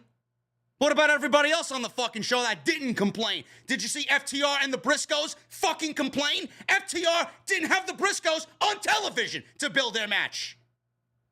Samoa Joe's been off TV for 5 fucking weeks. The 6-man tag team title was booked on Friday. Mercedes Martinez and Serena Deeb had nothing but tag team matches, with them differing in opinion for 2 weeks. No, but Jonathan Gresham needs top billing for the Ring of Honor World title. As of right now, we're only getting 4 shows per quarter. 1 per quarter. This guy wants top billing. Well, Tony Khan runs AEW Dynamite and runs Rampage. No, he's got to be on both shows. He's got to be all over the place because he's Jonathan Gresham. Fuck out of here. Yeah, Tony Khan's going to give you priority over Dynamite, his main priority. You're the Ring of Honor World Champion. Or were the Ring of Honor World Champion. That was your role. That was it. You want to go eat with the big boys? Work at it. Communication. There was something I said before Supercard of Honor. Something I said before Supercard of Honor, and I said it very vehemently. Tony Khan is going to run into a situation where he's going to have Ring of Honor and AEW kind of butt heads, and he's going to run himself dry. He's going to run himself dry. He's going to spread himself thin, and things are going to start to feel less than. I'm already feeling it. This current week of AEW television has been the worst week in my honest time watching the show. I was very displeased with Dynamite. I was very displeased with Rampage. And I thought everything about Dynamite up until that main event was okay. The Luchasaurus thing threw me for a fucking loop. Jungle Boy coming back and Luchasaurus standing with Jungle Boy. I wasn't all about that. You wasted my time for 3 weeks. Then the barbed wire match. Come on, man. That shit was a fucking circus. The dancing around and the whole fucking botch at the end and the miscommunication. It looked like amateur hour out there. And the more that happens, let me tell you something, man. With the new regime potentially taking over in WWE, the fans might not fucking give a shit anymore. You can't be having that type of shit happen. Look like fucking amateur hour out there. And I love Eddie Kingston. And I love Chris Jericho. And I think Sammy Guevara's great. But that shit was fucking embarrassing. It was embarrassing. Tony Khan needs, I don't know if he listens to this show. I don't know if he'll ever catch wind of this. This is my genuine and honest opinion because I support what you do 1,000%. Tony Khan, not saying he can't run Ring of Honor. Tony Khan needs to step back. Tony Khan needs to give up some of his duties. I don't mean completely step away from the brand. But Dynamite is suffering because there's so many fucking injuries out right now. As soon as those injuries are not an issue anymore, and those wrestlers, those men and women come back, it's going to be fine. I mean, he's lucky he survived this long with the major names that he's got out. I mean, Cole and Bryan and Punk and Omega. I mean, that would cripple a fucking brand. Would put a brand out of business. He's lucky he survived with those names being out. Tony Khan needs to establish better communication with the roster. And from what I see, and from my time being at these scrums and seeing Tony Khan in person, how the roster interacts, I don't see him as a man that doesn't communicate. I do see him as a man that has his favorites. I do see him as a man that gives preferential treatment to those he really likes. What happens to everybody else, I don't know. Everybody else has got a different fucking story from what I see with how he interacts with Dax and Cash and Moxley and Punk and you know, his favorites backstage. Jungle Boy. You can't be, and I hate using this, so you can't be a mark. You can't be a mark for these wrestlers. You have to give everybody the same amount of treatment. Everybody. Because once someone catches a feeling that you're not giving them the same treatment as a top guy, and this person may not deserve that type of treatment, but the lines of communication should be equal amongst everybody, no matter if you're CM Punk or fucking Marco Stunt. The lines of communication should be open. I don't want Tony Khan to spread himself thin. He does not need to creatively book Ring of Honor. If Ring of Honor gets a TV deal, and they're live every week, 1 hour, 2 hour on TNT, TBS, is Tony Khan going to be running Ring of Honor? Is he going to be running Dynamite every week? I don't think that's a recipe for success. That may be a recipe for disaster. I think Tony Khan needs to bring in people that are going to run creative for Ring of Honor. Whether it's get Maria Kanellis to run the women's division, get William Regal. William Regal has all the fucking knowledge you need. He ran the best brand in the industry under Triple H in NXT. And you have him over there doing what? Coming out with Wheeler Yuta, doing commentary 2 times a night because Blackpool Combat Club's all over these shows. Give William Regal the reins to run Ring of Honor. I don't see how that is a bad thing. You focus on Dynamite. There needs to be, and this was the report back when we heard all these things, all this negative shit about Omega and the women's division and Big Swole. There's no sense of order backstage. It's chaos. There needs to be departments. You need to have a creative team. You need to have creative generals. I don't know if that's the case here. You need to have somebody that runs the women's division. You need to have somebody that works with talent. Producers that work with specific talent. You need to have somebody challenge you on ideas and go out there and think about what needs to be put on these shows instead of just doing. Dynamite has not felt the same. Now, that could be with the injuries being a factor. But what we saw on this past week's Dynamite, I don't know if Tony Khan is doing too much because a lot of that show did not make any sense to me. And that main event was atrocious. There needs to be structure in Ring of Honor. There needs to be structure in AEW. So if Gresham has a problem with communication, then something needs to be done. If Gresham is your Ring of Honor World Champion and Gresham has a problem with what's going on, Gresham should have been given the opportunity to air his grievances before Death Before Dishonor was even booked. What are you doing with me? What are you doing with the World Championship? What's going on?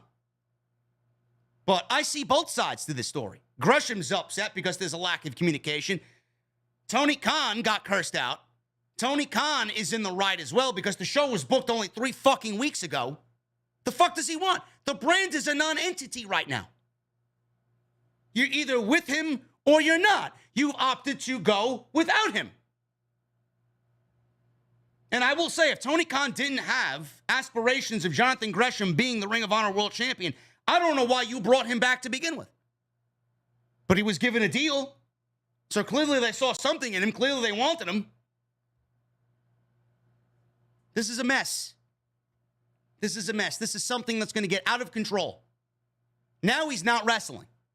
Now he doesn't want to wrestle anymore. He's being body shamed. He's being height shamed. His wife is not really making him look good on social media because she's out there doing what she's doing and saying what she's saying, and she's making things a hell of a lot worse. Nobody wants that for her. Why does anybody give a shit what I say? I'm just seeing what I see. I'm calling it as I see it. If you have a problem with what I say, tough shit. But Jonathan Gresham, if he's going to go somewhere else and expect to find success somewhere else, go. I appreciate you taking a shot on yourself, man. But let me tell you something. It's going to be a lot more difficult for you because of how tall you are and the style that you bring to the table. Jonathan Gresham is an acquired taste.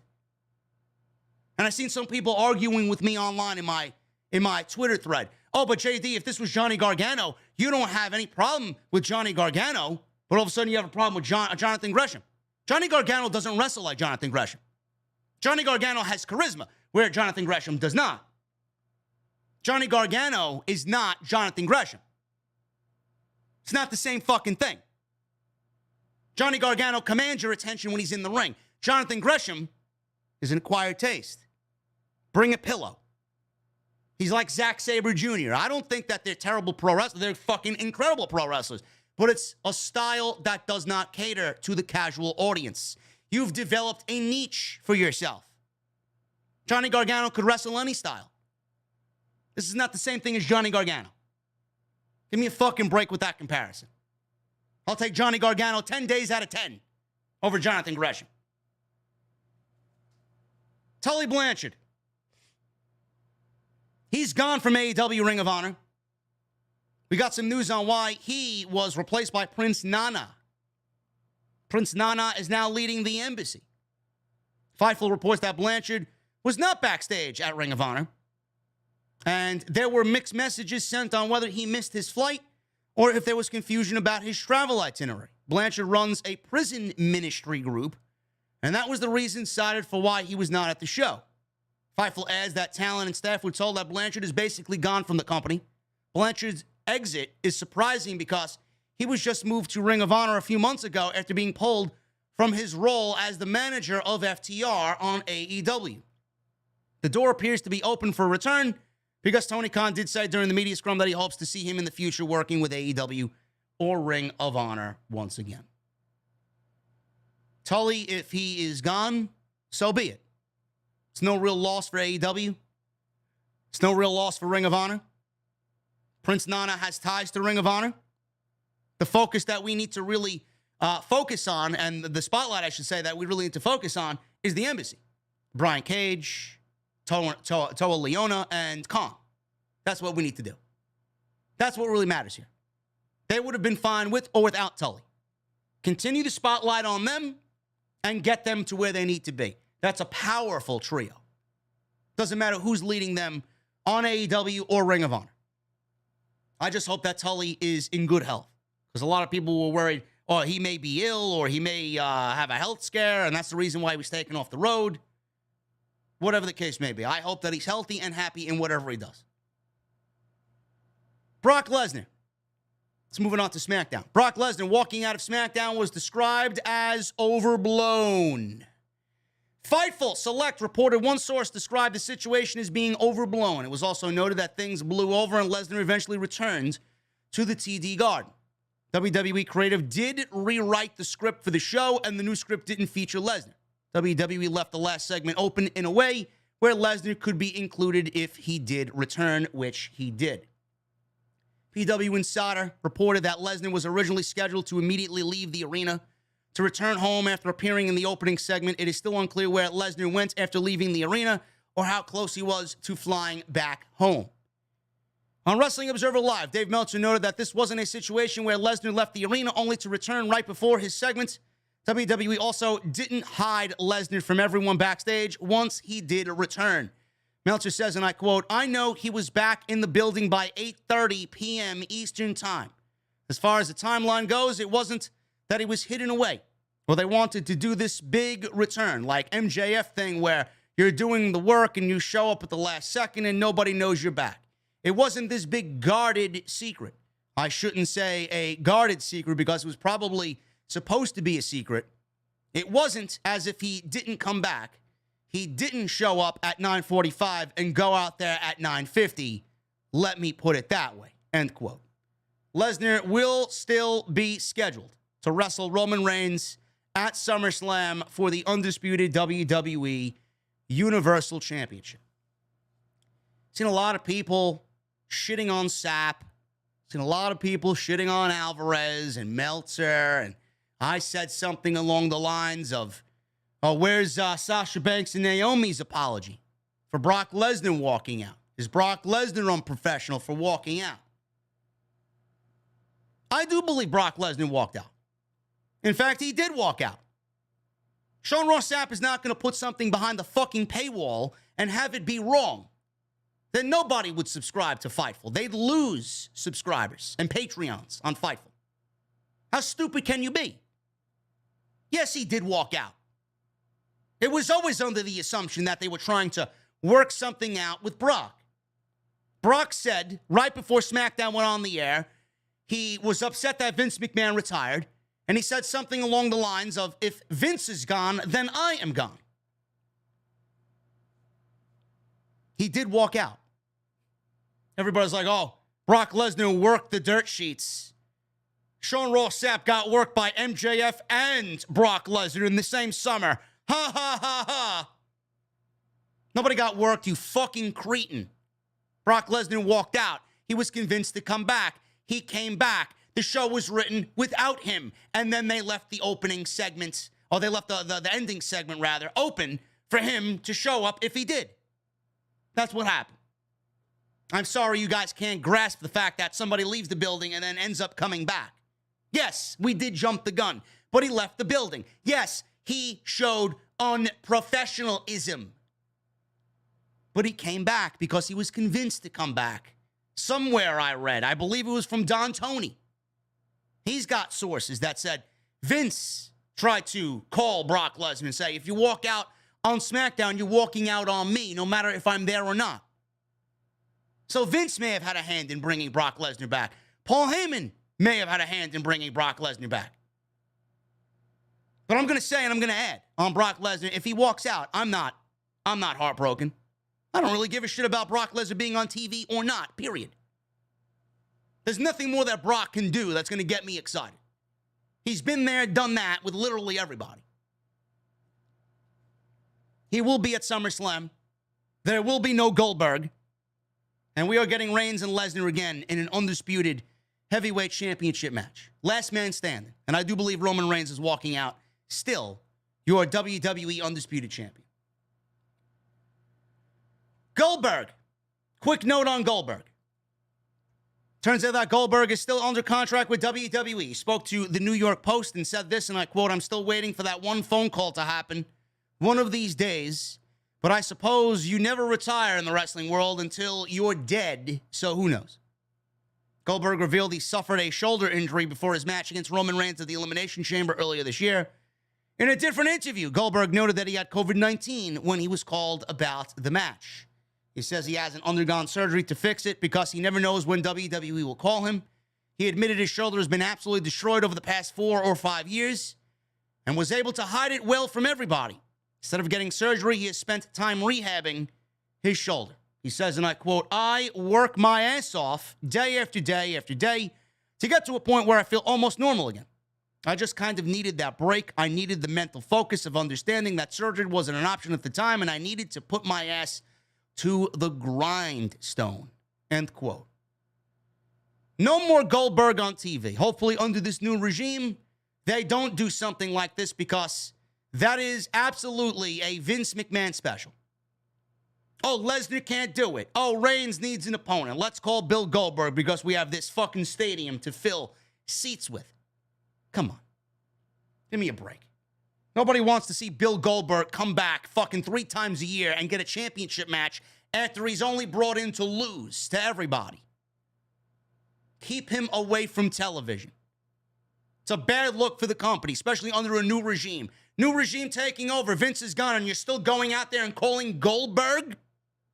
Not a good look. You want to bring people back with Vince retiring, not keep people away. Speaking of the SummerSlam card, WWE management not happy with the SummerSlam card. WrestleVolt reported earlier in the week that people, this was when Vince was still there before he retired, the people who put this year's SummerSlam lineup together don't like the SummerSlam card. We're getting the same card. Nothing's really changed. Roman Reigns versus Brock Lesnar. Bobby Lashley versus Austin Theory. Usos versus the Street Profits. Bianca Belair versus Becky Lynch. Liv Morgan versus Ronda Rousey. Matt Riddle versus Seth Rollins. Pat McAfee versus Happy Corbin. We may see matches added. On Monday, Edge is coming back, I believe. We may get Edge and Rey Mysterio versus Finn Balor and Damian Priest added to the show. We don't know what may be added. They were talking about if Lesnar walked out, let's call Goldberg to fill in for Brock Lesnar and go up against Roman Reigns. That was the best idea you had? That was the best idea you had. AJ Styles is out there, but you want to call Bill Goldberg. Seth Rollins and Matt Riddle are out there. You want to call fucking Bill Goldberg. Kevin Owens is out there. You want to call Bill fucking Goldberg. Fuck Bill Goldberg. Jesus fucking Christ. The money you were going to give Bill Goldberg, call Bray Wyatt and have Bray Wyatt come in and beat Roman Reigns for the fucking title. SummerSlam is Summer Scam. This show sucks. 30,000, 35,000, whatever the fuck they're filling in Nissan Stadium. This does not feel like a SummerSlam to me. It's rematch after rematch after rematch. All these matches are rematches. Except for Corbin and McAfee. This is basically WrestleMania Night 3, unofficially. WWE removed Max Dupri from the Maximum Male Models. Apparently, he rubbed people the wrong way, and Max Dupri was not fully on board with the ideas for the Maximum Male Model storyline. Vince McMahon told him he did not want Max Dupri to sound like LA Knight. Max Dupri's future in WWE seems unclear after he was pulled from Friday Night SmackDown, but more details are now available on why some people in WWE have soured on the former LA Knight. It was noted by Wade Keller and PW Torch that Max Dupri was said to have rubbed some people the wrong way, and he was replaced by Maxine Dupri, who is NXT's Sophia Cromwell, another blonde. So, Max Dupri rubbed people the wrong way. LA Knight rubbed people the wrong way. Sean Ricker rubbed people the wrong way because of the Maximum Male Models. Can you fucking blame him? You gave him the gimmick of Max Dupri, had him deviate away from everything he did that was great to this new character. You tell him to drop everything that you did as LA Knight, the mannerisms and the fucking quotes and how you speak. I want you to do this, this, and this. And this is going to be great, pal. And we're going to give you Mansoor and Mace. And we're going to rename them Marseille and Mansoor. Yeah, I'm sure he rubbed people the wrong way. The only thing Vince was rubbing was the inner thigh of somebody that he had to shut up with $3 million. No, but Sean Ricker rubbed people the wrong fucking way, right? Can you blame him? You take him from NXT as an accomplished pro wrestler, looking the best shape in his fucking life, to put him in a fucking suit and tie every week with big red Urkel glasses and have him read cue cards for Mansoor and Mace and give him a manager role. No, but he rubbed people the wrong way. Rubbing people the wrong way means, this is exactly what it means. Vince and Bruce told him what to do. He told them it sucks and gave them an attitude because it sucks. And then they claimed that he rubbed people the wrong way or he was difficult to work with. That's exactly what it means.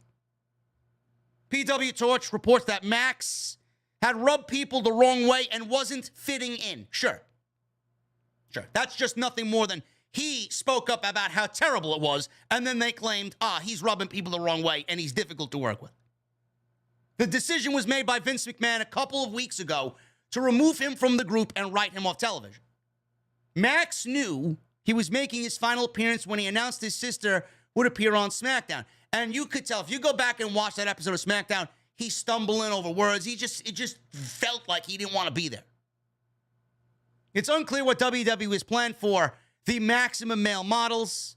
It's unclear what WWE has planned for Max Dupri. whether or not he stays on the main roster or goes back to NXT.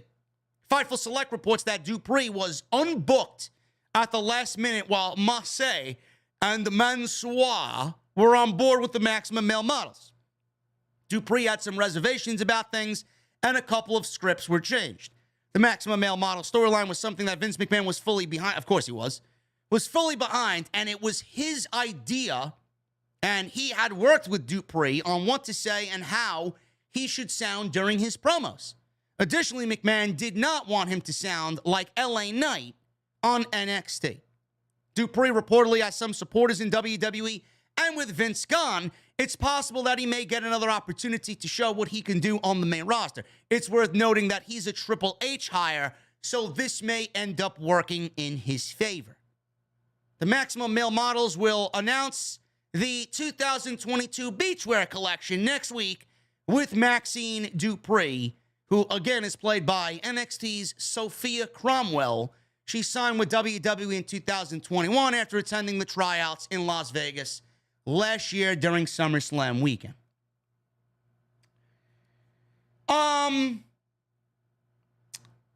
You know what I find funny? This is laughable. This is all laughable. I'm glad he walked out. Good. I'm glad he spoke up. Good. This shit sucks. This shit is going to die. 1,000 deaths. What I find funny is Bruce Prichard exactly knows what Sean Ricker is capable of. Sean Ricker is Max Dupri, LA Knight. That's his real name. Bruce Prichard knows exactly what he's capable of. Bruce Prichard has worked with him. Bruce Prichard was part of Impact during his time there. Eli Drake was there. So imagine being Bruce Prichard, knowing what you're getting with Sean Ricker, right? Knowing that he was on NXT and he was doing some great fucking... Well, I wasn't a big fan of Eli Drake coming in. LA Knight sold me on Sean Ricker. LA Knight was a great fucking character. Cool name. Great in-ring presence. Great promo. He could be a babyface. He could be a heel. Put him in the fucking upper mid-card. Have him go for a U.S. title. Have him go for an Intercontinental title. You want to put him in a world title situation. He'll do it all. He'll do it all. Imagine being Bruce Prichard, knowing what you're getting with Sean Ricker, and thinking that Maximum Male Models is the best fucking use of Sean Ricker. Imagine that. He didn't even speak up. It was Vince McMahon's idea. You think Bruce Prichard would say, Vince, I don't think that's the right way to go about it. This guy can actually wrestle. We could use him on a depleted SmackDown roster. Now let's make him a manager. Let's make him a manager and a mouthpiece. Fuck pro wrestling. This company sucks. This gimmick sucks. I gave this shit 2 months. I said that this shit was going to last 2 months and they were going to abandon it and blame him for not getting it over. Instead, we got a little twist to the story. He knew it sucked. He didn't want nothing to be, he didn't want nothing to do with it. He didn't want to be a part of it, and they got rid of him. Good. It lasted 3 weeks. He was the best part about the whole fucking gimmick. Now I'm supposed to care because Sophia Cromwell, Maxine Dupri is there. Give me a fucking break. Sean Ricker, LA Knight, Max Dupri, whatever the fuck you want to call him, was better off getting those guys over than anybody. Now he's not there, so why should I care? Now this gimmick could die 1,000 deaths, just like Vince McMahon. Get it off TV.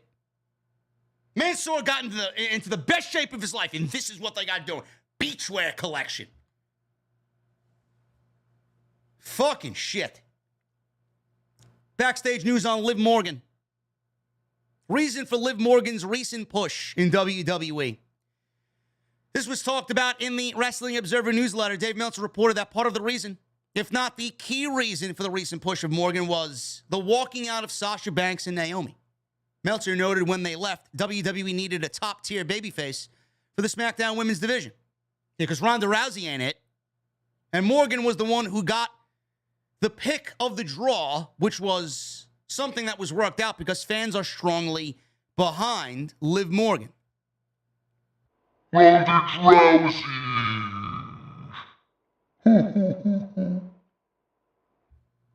Yeah, Ronda is not a babyface.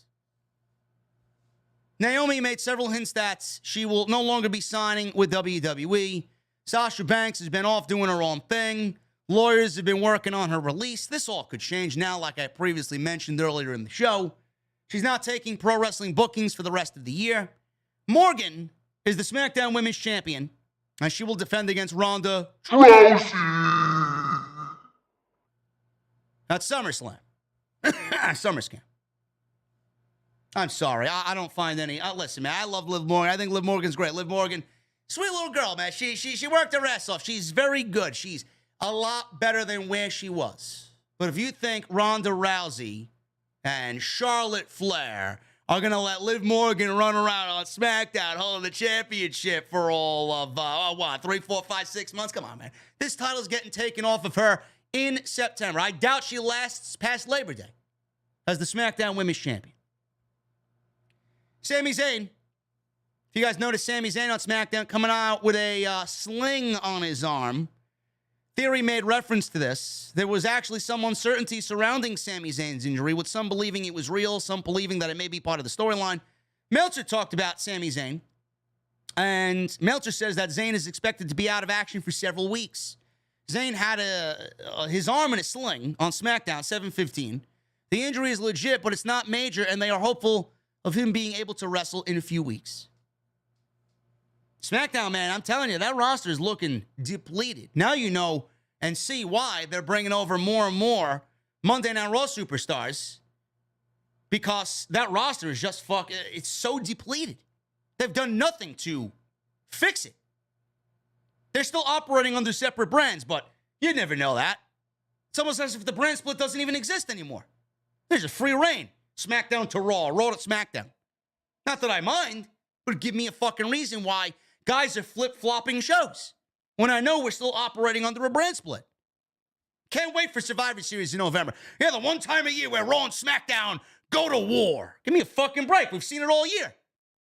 Why is it so special in November, but not special in August? Dynamite. Kenny Omega. We're about to see the return of the cleaner. Wrestling Observer Radio, Dave Meltzer spoke more in detail about Omega and when he may actually be making his return. Meltzer said this: he's hoping to be at All Out, but it may be too soon. It may be too soon to say if he will be there or not. He's hoping for it, though. That's kind of the target date for Omega. The Chicago show, All Out, at the Now Arena in Schaumburg, I think is the target for Omega's return. I think is the target for Punk as well. But I don't know that either of them are sure on this. Also, it's the target for Danielson as well. Now, Danielson, if you watched the Ring of Honor pay-per-view last night, Death Before Dishonor, they announced that Wednesday will be Bryan Danielson's return, and he will be wrestling Daniel Garcia. So that is tremendous. Him being back is a huge boost to AEW. If we get Punk and Omega and Cole back and MJF, things will go back to normal. Because I feel like AEW television has been a little off right now, honestly. So that's that with Omega. I don't want to rush it back. I don't want to rush him back. If he's not ready to come back, let him take his time, man. 100% we need Omega back, but I don't want to rush him. Now, there is a reported storyline for Omega when he returns. The Young Bucks FTR 3 was held off because of a major angle potentially being planned or that's in the works for Omega upon his return. Fightful reported this week that the rumor going around is the angle involves Omega. The tentative plan that certain staff was made aware of was that Omega and the Bucks were slated for a 6-man tag team program for All Out in September. It's unclear who they will be facing at the show. Now, it makes sense if it is Undisputed Era or Adam Cole and boys, Kyle O'Reilly and Bobby Fish. Cole is out. Nobody knows when he's coming back. I don't even think he'll be ready for All Out. Kyle O'Reilly is out. He may be ready for All Out. But I don't know. That makes the most sense with who's on the AEW roster right now. I pitched, what about the United Empire? I really don't know whether this Will Ospreay and Kenny Omega thing is a complete work. It sounds like a work to me, but people are telling me it's a shoot. Apparently, Kenny Omega sent Will Ospreay a cease and desist this weekend. I don't know if that's true or not. What about the Elite or the Undisputed Elite led by Omega and the Bucks against the United Empire? Will Ospreay, Jeff Cobb, and Great O'Khan. Or Great O'Khan and TJP, or Jeff Cobb and TJP. I don't know. So apparently there's a storyline in place for Kenny Omega. Who will be against? We don't even know if Omega's going to be ready for All Out. This may all be a waste of time. Matt Jackson. Meltzer updated everybody on Matt Jackson's apparent stinger coming out of the tag team match 2 weeks ago where they dropped the titles to Swerve in Our Glory. Meltzer wrote, he has no loss of strength. His mobility and range of motion is already back to normal. He passed a strength test right after the injury, so major concerns about the injury were alleviated quickly. Meltzer added it may be a few weeks before he's back in the ring. Good. I'm glad it's not serious. Road Dogg. Good old D-O-double-G. Oh, you didn't know. He was in the news this week. Road Dogg says AEW gave Wardlow the Jabroni title, and AEW looks like an indie show filmed with nice cameras. This guy is a piece of work, man. So Road Dogg is a piece of fucking work, bro. Road Dogg was interviewed by Sportskeeda. Who listens to Sportskeeda? I don't know. Road Dogg was asked what advice he would give AEW. He says, and I quote, I would talk to them about television wrestling and what we're doing here. When you watch it, it looks like an indie show that somebody filmed with some nice cameras. People will win their match, get their hand raised, and just turn around and start walking away. It's like, oh, that's a great shot. Thank you, dude, who just won the match, and now give me your ass crack and your back. You have to think about it like it's a television show because it is. Now, I get what he's saying. I really do. And AEW, yes, can work on that. They really can. I also feel like AEW, Tony Khan needs to pace his fucking shows. He needs to pace his shows a lot better. We go from match to quick segment into match. Match, commercial break, into the match, right into the next match. Then backstage interview with Tony Schiavone. Then we get a fucking promo, a vignette. Then we got Tony Schiavone in the ring. And then we go to a match. Nothing breathes. Matches don't breathe. When a match ends, it doesn't breathe. When the fucking match is over, right at the last ding, ding, ding, we're going into the next segment. They need to slow the fucking show down. Yes, I get what Road Dogg is talking about. Some people can work on that. But you got to understand, a lot of these people don't have the resources that WWE provides everybody. You learn all this shit in the Performance Center. AEW doesn't have that. So you got to give them some time to really get that shit down. So I do agree with them on that. But looking like an indie show, I mean, this is the same guy that booked NXT, where they had the fucking lights 80% off.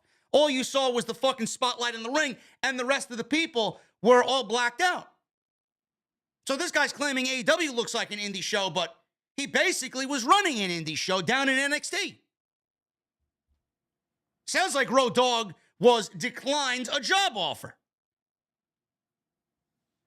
Now he's out there talking shit because he can't work for AEW. Sounds about right.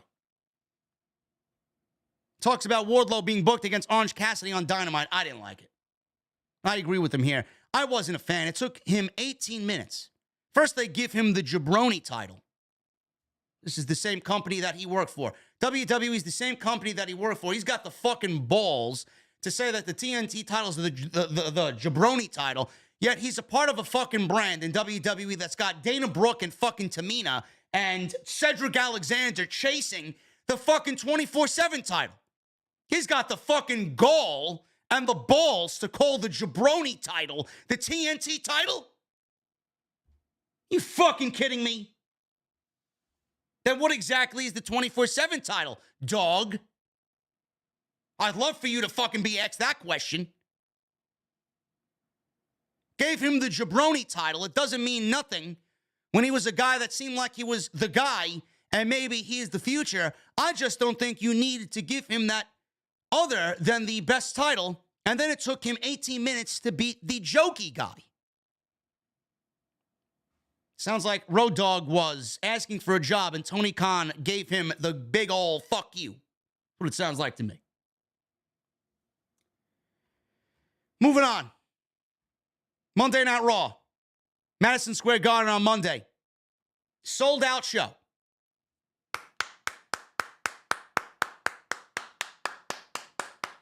WWE sold out Madison Square Garden, man.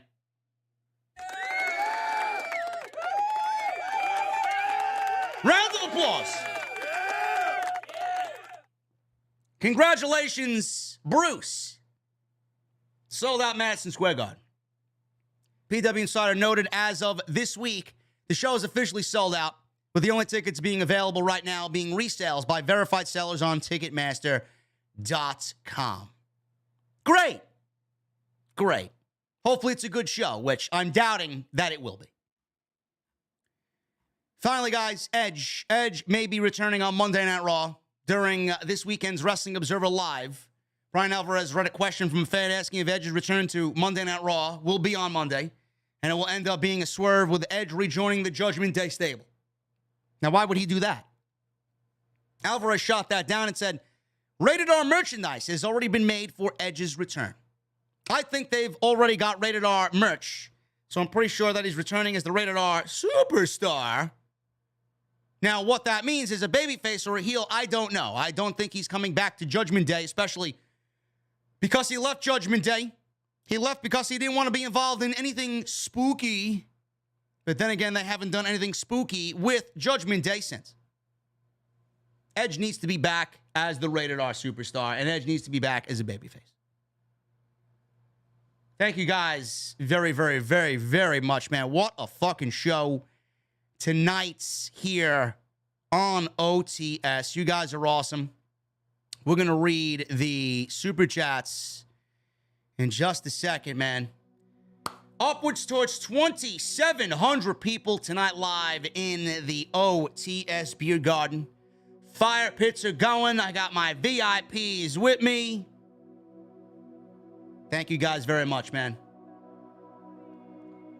Follow me on social media at JD from NY206. That's Twitter, Instagram, TikTok, and Cameo.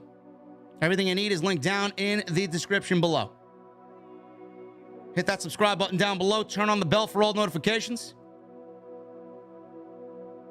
Hit that thumbs up, man. I need 58 more for 1,500 minimum. You guys are great, man. We may hit that 1,500. And if you guys want in on the chat, man, VIP only on Sundays. You're going to want to be a part of the VIP section. Hit that join button and become a VIP right here on OTS.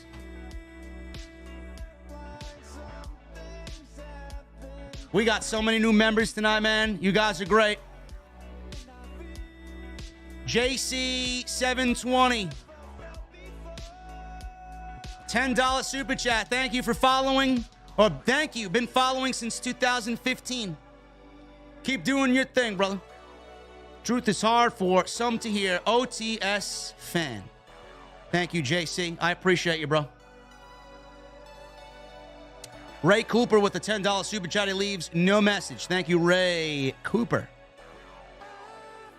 Kyle Owens with the $10 super chat. Finally joined the VIP section today. Love everything you do, JD. Question: what would your finisher be if you were a wrestler? By the way, I'll take an old-fashioned. Cheers, brother. You're a man of fine taste, Kyle.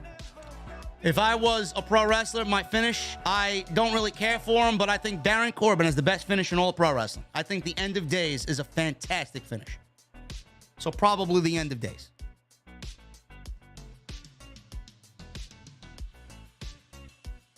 Once again, I got to shout out my members tonight, man. You guys are incredible.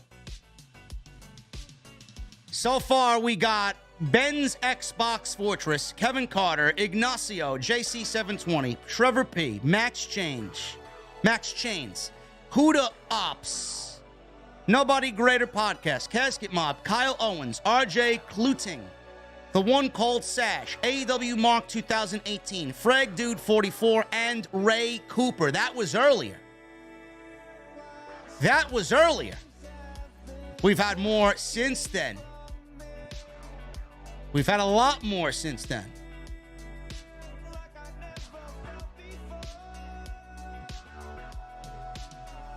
Tony Brown with a $1.99. There's no booty meat on this show tonight, brother. OTS for life, he says. Thank you, Tony Brown. Jean-Pierre Mercedes with a $1 super chat. Thank you, Jean-Pierre Mercedes with the $1 super chat. Jean-Pierre also becomes a new member. Thank you, brother.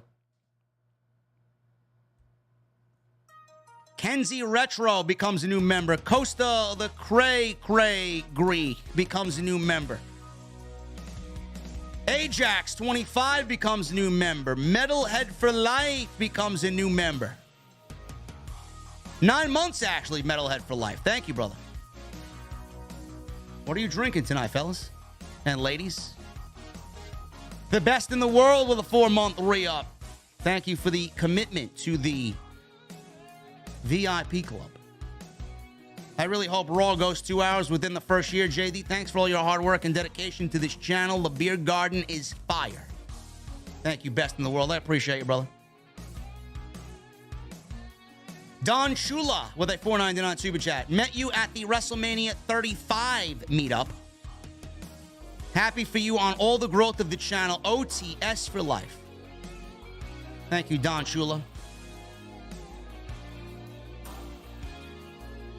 Hopefully more meetups to come, man. We may be doing something for All Out in Chicago, and we may be doing something for AEW Dynamite Grand Slam. Nate, the head of Talent TV, becomes a new member. Nate, thank you so much, brother. Metalhead for Life with a $4.99 super chat. Thank you, man. JLD with a $20 super chat. Tony Khan is taking on too much running AEW Ring of Honor. TK should put William Regal in charge of Ring of Honor. OTS for life. JLD, you and I are on the same wavelength, bro. I mentioned that today in the show. Tony Khan, I feel like, is spreading himself thin. There needs to be a head of talent relations. He cannot do it all. He's head of talent relations. He's head booker. He's boss of both brands. You can't do it. You can't do it all. My boy James with a $10 super chat. I'm drinking Smirnoff whipped cream mixed with pineapple juice and 1 shot of Captain Morgan's coconut rum. I don't have a name for it, but god damn, it's good.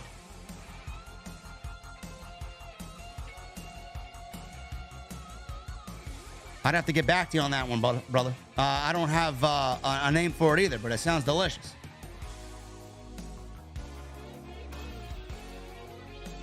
Crossfan 27, $4.99 super chat. Hey JD, would you be interested in seeing John Moxley versus Killer Kross in AEW in the near future? Absolutely. I think John Moxley is fantastic and Killer Kross is awesome.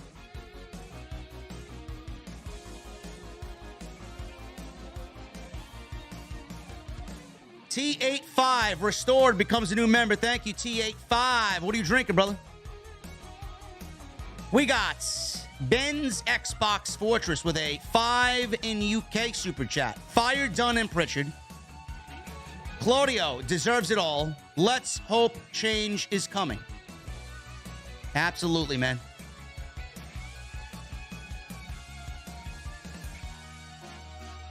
Twisted Bliss. Killer Swag 216. Dreco ×2. Kewan Williams and Noodles the Goat become new members. Thank you, gentlemen. The fuck is your beverage of choice this evening? Tony Khan's Empty White Claw.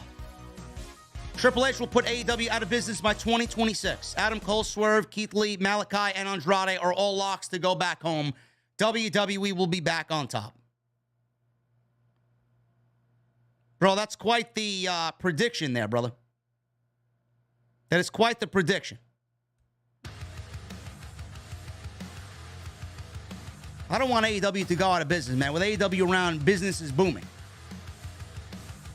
But like I said, Stephanie, Paul Heyman, and Triple H, man, that trifecta, that's a dangerous trio.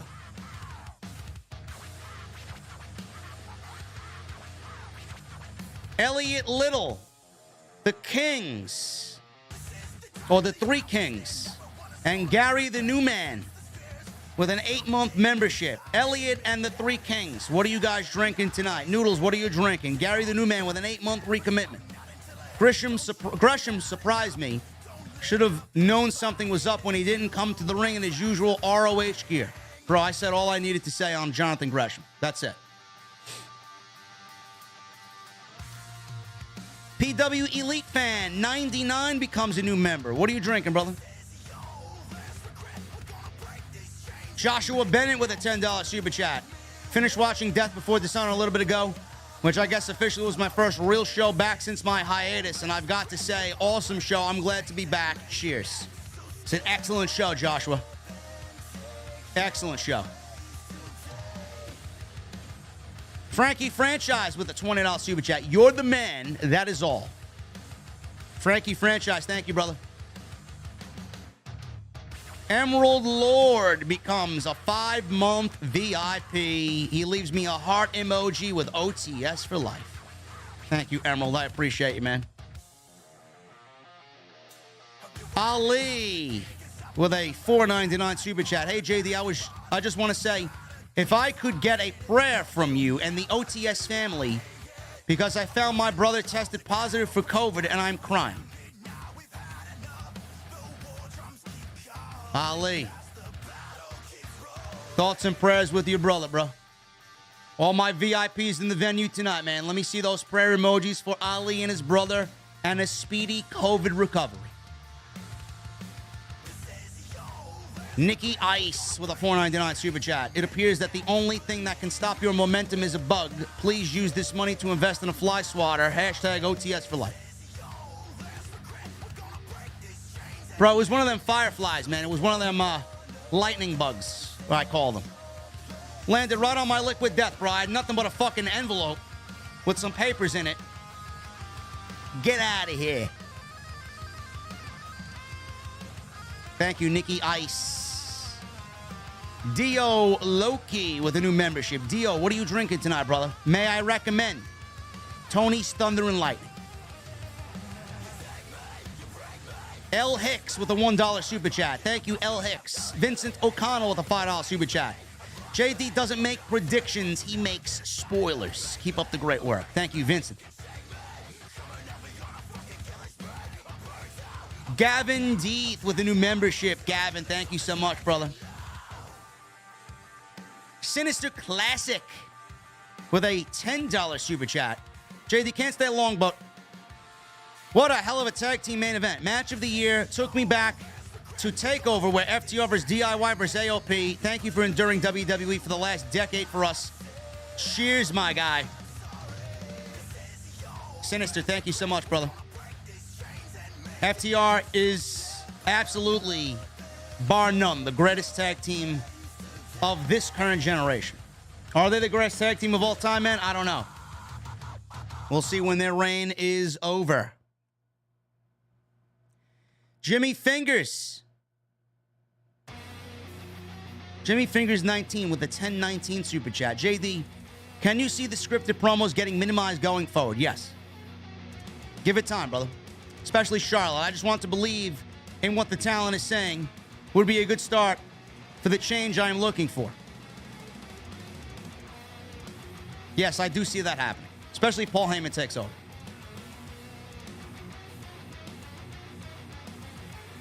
What I'd also like to see changed is the way the show flows, man. WWE does it every single week. Somebody comes out in the ring to cut a promo. Somebody interrupts them. Their theme music goes off. Another person's theme music goes off. They interrupt. And fucking it happens over and over and over again. Rinse and repeat. We get a tag team match or a 6-man tag team match or a fucking fatal 4-way, fatal 5-way, 6-way. It's fucking ridiculous. It's so fucking lame. Kenley Pierre with a $1.99 super chat. JD, this Walt guy thinks you're a trash comment. Bro, I don't care. I don't care. I don't care what these irrelevant fucking slobs have to say. Jimmy Fingers 19 with another 1019 super chat. JD, what do you think TK would have to do to prevent former disgruntled WWE talent from wanting to return? Do you think this will now put pressure on TK himself to do better and maybe delegate work? I hope so. What we need to do, Jimmy Fingers, is Rampage needs to be given a normal time slot live in primetime on a normal night. Whether it's a Tuesday, whether it's a Thursday, whether it's a Saturday, whatever. Whatever. If NXT 2.0 is not changing, put it on Tuesday. Have it be the lead-in to the flagship show. Or put it on Thursday. Nobody watches Impact. I get more viewers than Impact.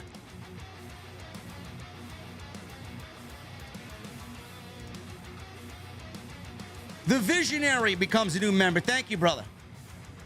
We got Jimmy Fingers with a 519 Super Chat. Where does Gresham expect to go from here? NWA Power, Impact, talented in the ring, but I can't see WWE looking to bring him in. No.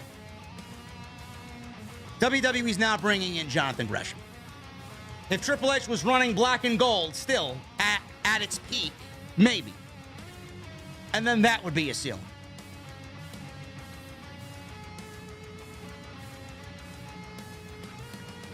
Hoologram's got a bunch of super chats here. He went super chat crazy, did Hoologram. Thank you, brother. 555. Jonathan Gresham just mad because at family gatherings he still eats at the kiddie table. Jonathan Gresham should be happy that he can still eat for free at IHOP after 4 p.m. Fun fact, Jonathan Gresham was an original member of the Lollipop Guild. Jonathan Gresham uses a car seat to see above his steering wheel. Pass it on. 58 Jonathan Greshams can fit into a Volkswagen Beetle. Warning, the following contains graphic visual images. Jordan Disgrace's penis is taller than Jonathan Gresham.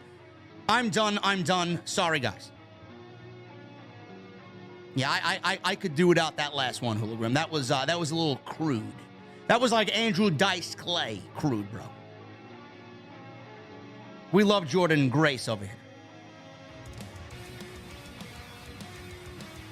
I may have to bench you for that last comment, Hologram. I'm sorry.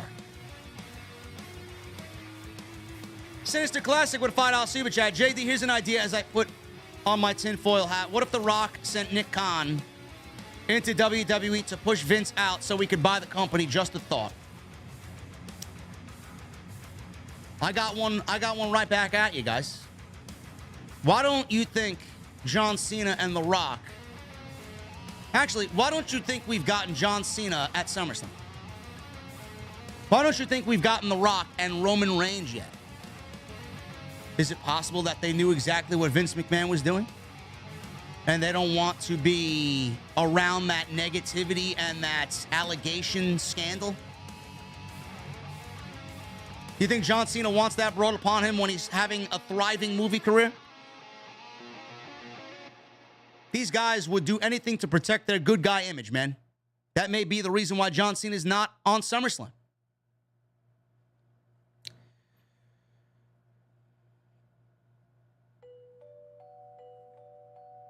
D-Man G with a $9.99 super chat. What's up, JD? Do you think that TK will need to watch his back if Stephanie and Shane comes back and creates a captivating storyline about them fighting over control of WWE? By the way, fuck Bill Goldberg. Demon G, that's not going to happen, bro. Your body becomes weightless as your heart begins to slow down. Do not I don't think that's going to happen. You are at rest. You fall deeper. Hollywood Guy with a $10 super chat. JD, do you think that Vince retired only as CEO and might come back as something else? He's a major stockholder. Sorry for being that guy, but this is Vince, you know. Hollywood Guy, I talked about it, man. He's still majority shareholder. He's still majority shareholder, man. So put your tinfoil cap on, man. He may still be running the show, and we don't even fucking know it. Linda Carter with a $5 super chat. That Becky situation is interesting. Kind of makes me think about what they truly think of Sonya and why she's never really been pushed to the top. Bro, Kevin Dunn has no more influence anymore. And Sonya should definitely be pushed on TV. Kazama Fury with a $1.99 super chat. Big Swole might have been right about communication. She may have been. She may have been. Indigo with a 25-month VIP. Hey, JD, much respect. I'm proud to be one of your day one supporters. Thank you for everything you do for us. Awesome live stream, OTS for life. And Indigo now has a golden OTS VIP microphone, man, and it is glorious.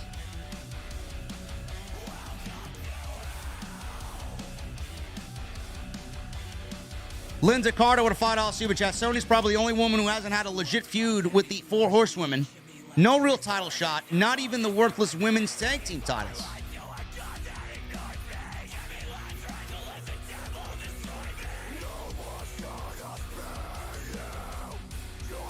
Michelle Moran with a $2 super chat. Adam Page seems to be in limbo with Cole out.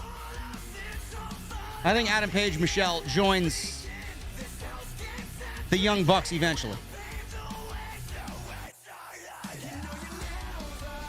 MGM Ballin with a $4.99 super chat. Start my accounting career tomorrow. Wish me luck, OTS family. MGM, you go and fucking kill it, man. Good luck, bro. Zero Kaiba with a $1.99 super chat. JD, does Dominic turn on Ray tomorrow? Zero, we could see it, yes, but it's not going to make a lick of a difference, man. If you think joining Judgment Day is a career move, come on.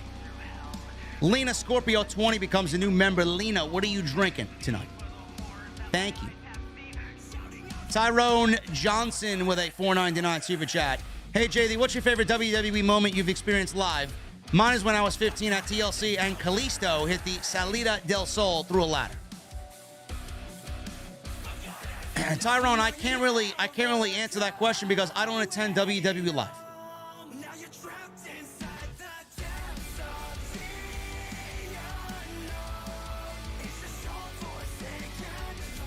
Probably when I got invited to Pittsburgh to sit next to Brian Ghoulish at Extreme Rules a few years ago, and Road Dogg seen me sitting front row.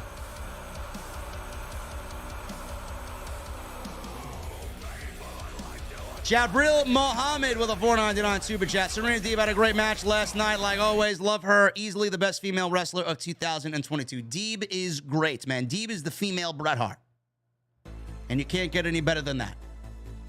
Hooligan with a $10 super chat. I apologize for the last one. I'm just talking shit. I may or may not be a tad under the influence. Don't mind the new OTS flowers I planted. There for the chat.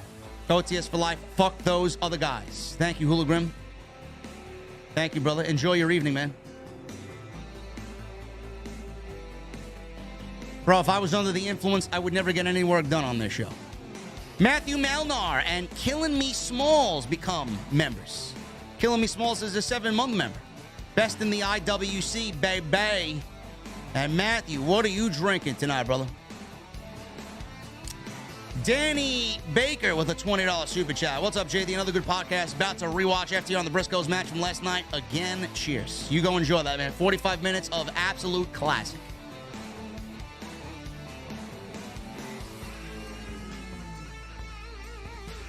Telly Wozese, $4.99 super chat.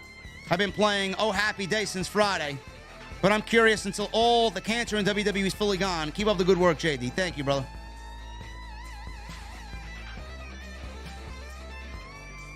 DC with a Canadian $10 super chat. Off topic, but what do you think of the Batman? I thought it was too long and slow in parts, but damn, that Batmobile scene was intense. Overall, still not on the Dark Knight level. I thought it was a fantastic movie, and I'm very much looking forward to the next one. But it was not Dark Knight. Dark Knight is still one of the greatest movies of all time. And the best Batman movie ever. There will never be another Batman movie on the level of Dark Knight. KJ with a $5 super chat. Show and love. Your show always makes my nights on Mondays, Wednesdays, and Fridays. And now you can add Sundays, brother. KJ, thank you, man. Dan from the 1990s with a $5 super chat. I know it might be a possibility, but I really hope that Vince isn't just waiting for this to blow over so he can come back. Bro, I hope that's not the case either, man. I really hope that's not the case at all. But it's a possibility. It could certainly happen, man. It could certainly happen. And Linda Carter, my favorite JD quote. You guys are some fucking comedians, man.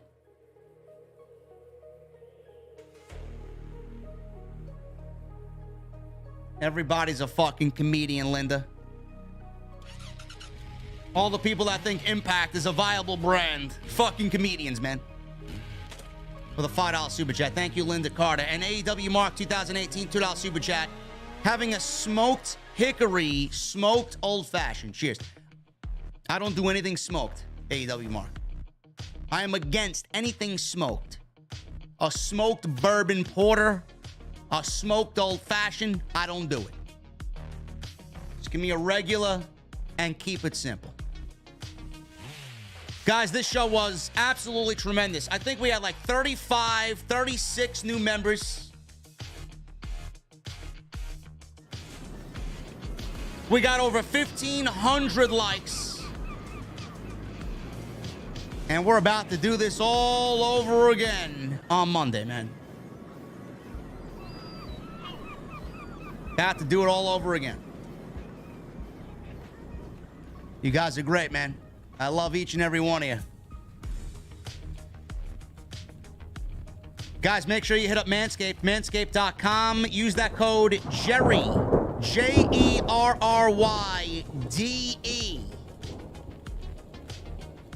for 20% off and free shipping. Follow me on social media, man. At JD from NY206. That's Twitter, Instagram, TikTok, Cameo. Links are down below in the description. Matthew Malnar with a $4.99 super chat. Truly hope we see some serious change in WWE in the near future. No drinks for me tonight. Got to be back at work tomorrow after being laid off for 3 weeks. Responsible young man you are, Matthew. Love to see it. Also, guys, go make sure you check out all the other content on the channel. Hit that thumbs up. Hit that subscribe button down below and make sure that bell is turned on. I'll see you guys tomorrow night right back here in the beer garden for Monday Night Raw. A new era of Monday Night Raw at MSG without Vince McMahon. Nothing's going to change, but I'll be here. Let me see those guitar emojis in the chat, my VIPs. I know every one of you guys are a VIP, man. Let me see those Mustang emojis in the chat. I need that fucking music on max. I'll see you guys on Monday night live from the OTS venue right here on OTS. I'll see you guys later.